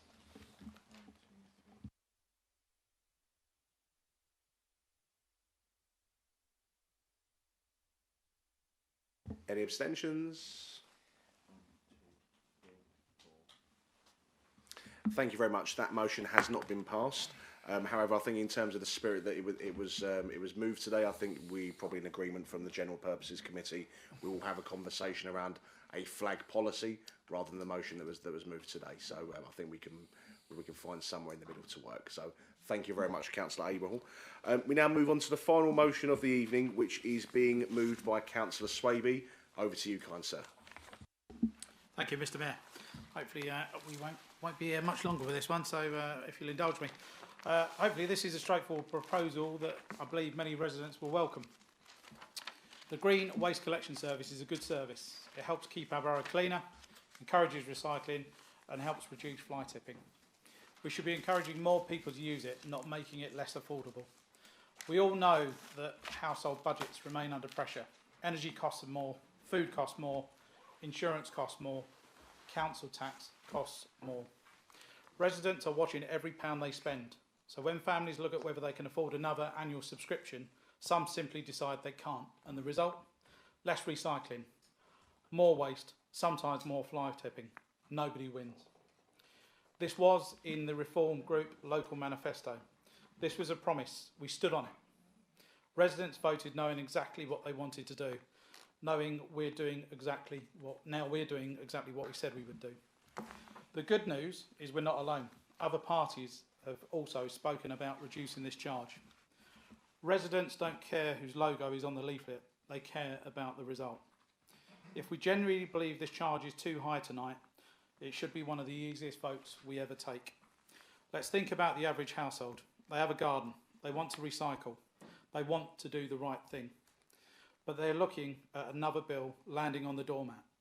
For some families, this isn't a huge amount of money, but for others, it absolutely is. If we can make their lives just a little bit easier, why wouldn't we? And there's another benefit. The cheaper the service becomes, the more attractive it becomes. More people subscribe. More garden waste gets recycled. Less waste ends up dumped in hedgerows, parks and lay-bys. A cleaner borough benefits everybody. Sometimes doing the right thing environmentally also makes financial sense. This is one of those occasions. Now, I know members will ask, how will we pay for this? That's a fair question. The motion answers it. By finding efficiencies, by identifying savings, not by cutting frontline services. Residents shouldn't have to choose between affordable services and good services. They deserve both. The motion doesn't write the budget tonight, it sets the direction. It tells officers exactly what this council wants to achieve. Then through the budget process, we make it happen responsibly. Politicians get rightly criticised when parties don't keep the promises. Well, tonight we're keeping ours. I genuinely hope colleagues across the chamber will join us, not because it's our proposal, but because it's a good proposal and residents deserve it. Yeah. I move this motion, Mr Mayor. Councillor Lowther, I believe you're seconding. Thank you, Mr Mayor. I'm pleased to second this motion. This is a straightforward proposal that I believe many of our residents will welcome. We all know that household budgets remain under pressure, and for many families, every extra cost makes a difference. The Green Waste Collection Service is a good service. It helps keep our borough cleaner, encourages recycling, and can help reduce fly tipping. We should be encouraging more people to use it, not making it less affordable. By reducing the subscription charge by 50%, we're making sure that the service is more accessible to thousands of households across the borough. That's good for residents, and it's good for the environment. I also think it's important to point out that this isn't about making promises without thinking about how they're delivered. The motion is clear that this should form part of the next budget with the necessary savings and efficiencies identified without compromising frontline services. That's the responsible way to do it. Since becoming a councillor, I have spoken to many residents across the borough, and one thing I hear time and time again is that people want this council to make practical decisions that help with the cost of living. This motion is one example of that. While the saving for any one household may not be huge, it is a positive step that makes a useful service more affordable and shows that where we can, we're willing to ease some of the financial pressures residents face. As councillors, we're here to represent our residents, and when we have the opportunity to support them in a practical and responsible way, I believe we should. Yeah. I hope members from all sides of the chamber will support this motion because it strikes a sensible balance. It supports residents with the cost of living, encourages greater use of an important recycling service, and does so in a financially responsible way. And that's why I second this motion. Yeah. Thank you, Mr. Mayor. Point of order, Mr. Mayor. Thank you very much. Yeah, sorry, I just want clarification on the monitoring officer. I just realised, I do apologise, but as a subscriber to the Green Waste Service, should I be voting or declaring an interest or something if I'm voting to get a cut in what I'm paying?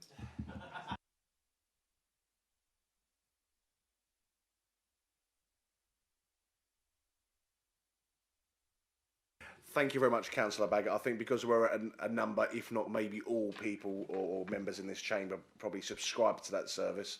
It's not a budgetary position. And it's not a budgetary position as well, so you'll be fine. But very, very good question, I must say. We're now going to move it out to debate. Councillor Callaghan has indicated he wishes to speak. Maybe give him the 5 minutes of peace that he requires to have his speech. Thank you. The chance would be a fine thing. Council, I have sympathy for the motion that has been presented this evening. It is no secret that back in 2023, when the Conservative Party introduced the grass tax, we on these Labour benches were opposed to it. In 2024, we ran on a commitment ourselves to halve the green waste charge, and unfortunately it wasn't something that in either of the budgets that we set we could financially afford. And I suppose that there are different questions to ask the proposer and seconder of this motion this evening. The first is, why stop at half? Why not eradicate the charge altogether and go to zero? That is something that I think residents will be asking. And the second thing is, with this, the reason we were not able to do it is because a 50% cut, and I appreciate that the levels change year on year depending on the number of subscribers. But even when it was £25, because it was initially £25, then it rose to £50 in year 2 under the Tories. But on the £25 year, it would still have been around about an £800,000 investment to halve it down to £25. So I think council should just be aware this evening that what Reform UK have done tonight in terms of this motion, but also in terms of political assistance where they've spent £200,000, Reform UK tonight are on course to spend £1 million. And we are yet to find out how they are going to pay for it. And I commend the proposer and seconder. I know this is the first motion that they have brought to council, and I commend them for it. But I would simply say that just putting a line in that says efficiencies and identify savings doesn't cut the mustard when you're a councillor. You have to be very, very clear about what those efficiencies and savings are. And it is beyond naive to stand here tonight and try to tell the 200,000 people of this borough that you are going to be able to find £800,000 of efficiencies and savings without cutting frontline services. And to put it all into the wider context, we know that there was already, at the start of this municipal year, a budget gap of £5.5 million. I'm not up to date with the TA figures, but I suspect that may have increased, and therefore we already are looking at around about a £6.5–7 million budget gap, and what you are proposing to do tonight is to add a further £1 million pressure onto that. Now, that's fine if that's what you want to do, and it is fine if you are going to tell us that you are going to, between now and the 10th, 11th of February, whenever the budget meeting is, you are going to come up with a way to do it. But I think we need some honesty in this debate.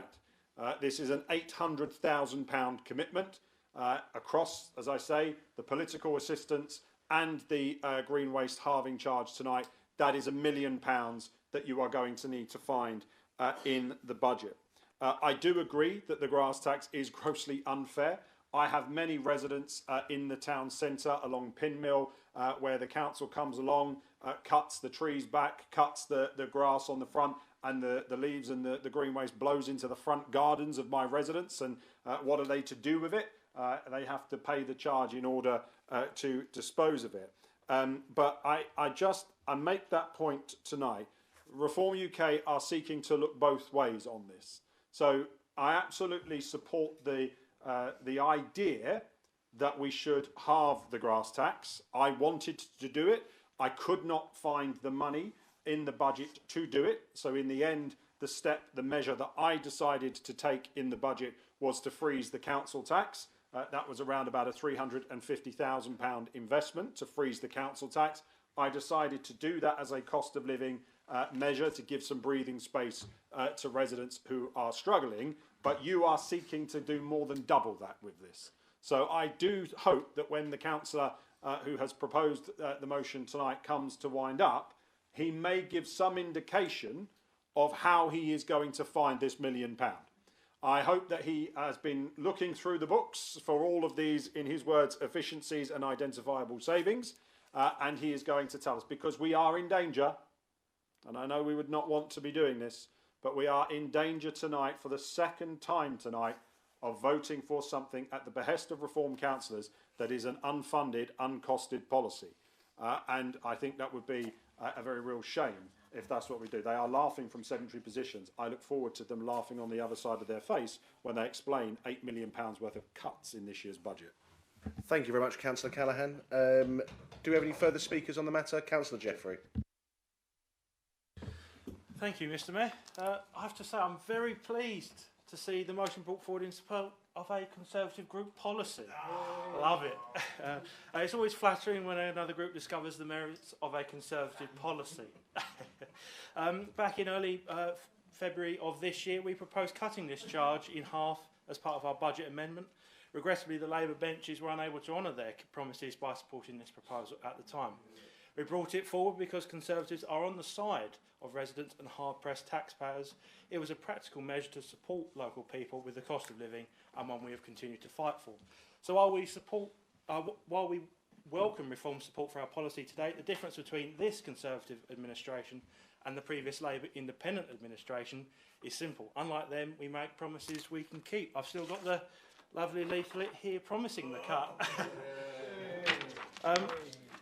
And get on with delivering. And of course, If any members of the Reform Group like the look of this or any other policy, they're very welcome to join us at conservatives.com/join.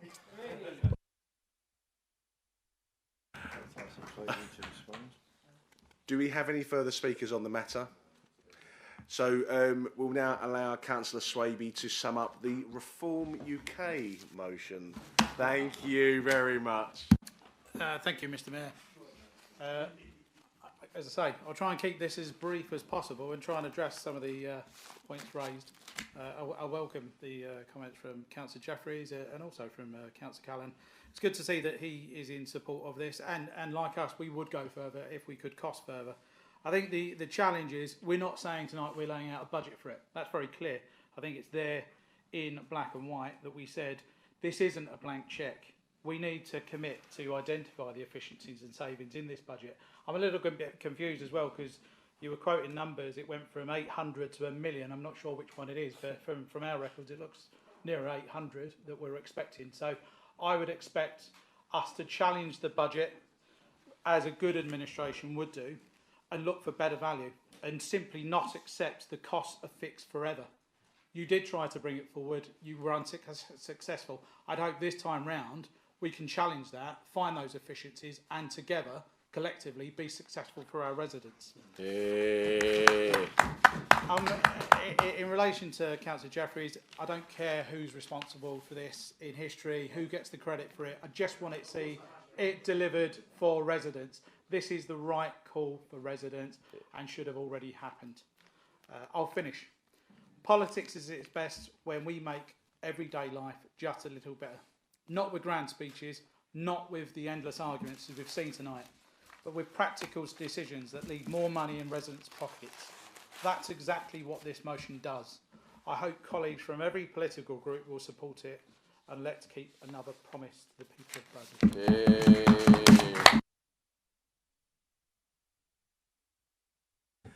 Thank you very much, everybody. We will now move into the vote. So, for those that wish to raise their hand for this, please raise their hand now. Thank you.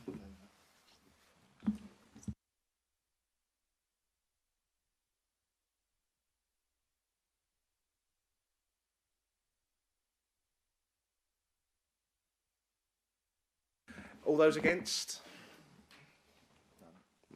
Any abstentions? That's a shame. Well, now we're keeping it £50. And thank you very much to everybody. That has now been passed. Thank you very much to everybody. There's been, I must say, that there has been a remarked, although there was some incidences this afternoon or this evening rather, there has been a remarkable change in member conduct. So thank you very much. And long may it continue. Thank you. And that concludes the meeting. Sorry, apologies, there is a national anthem to come as well. 2 seconds.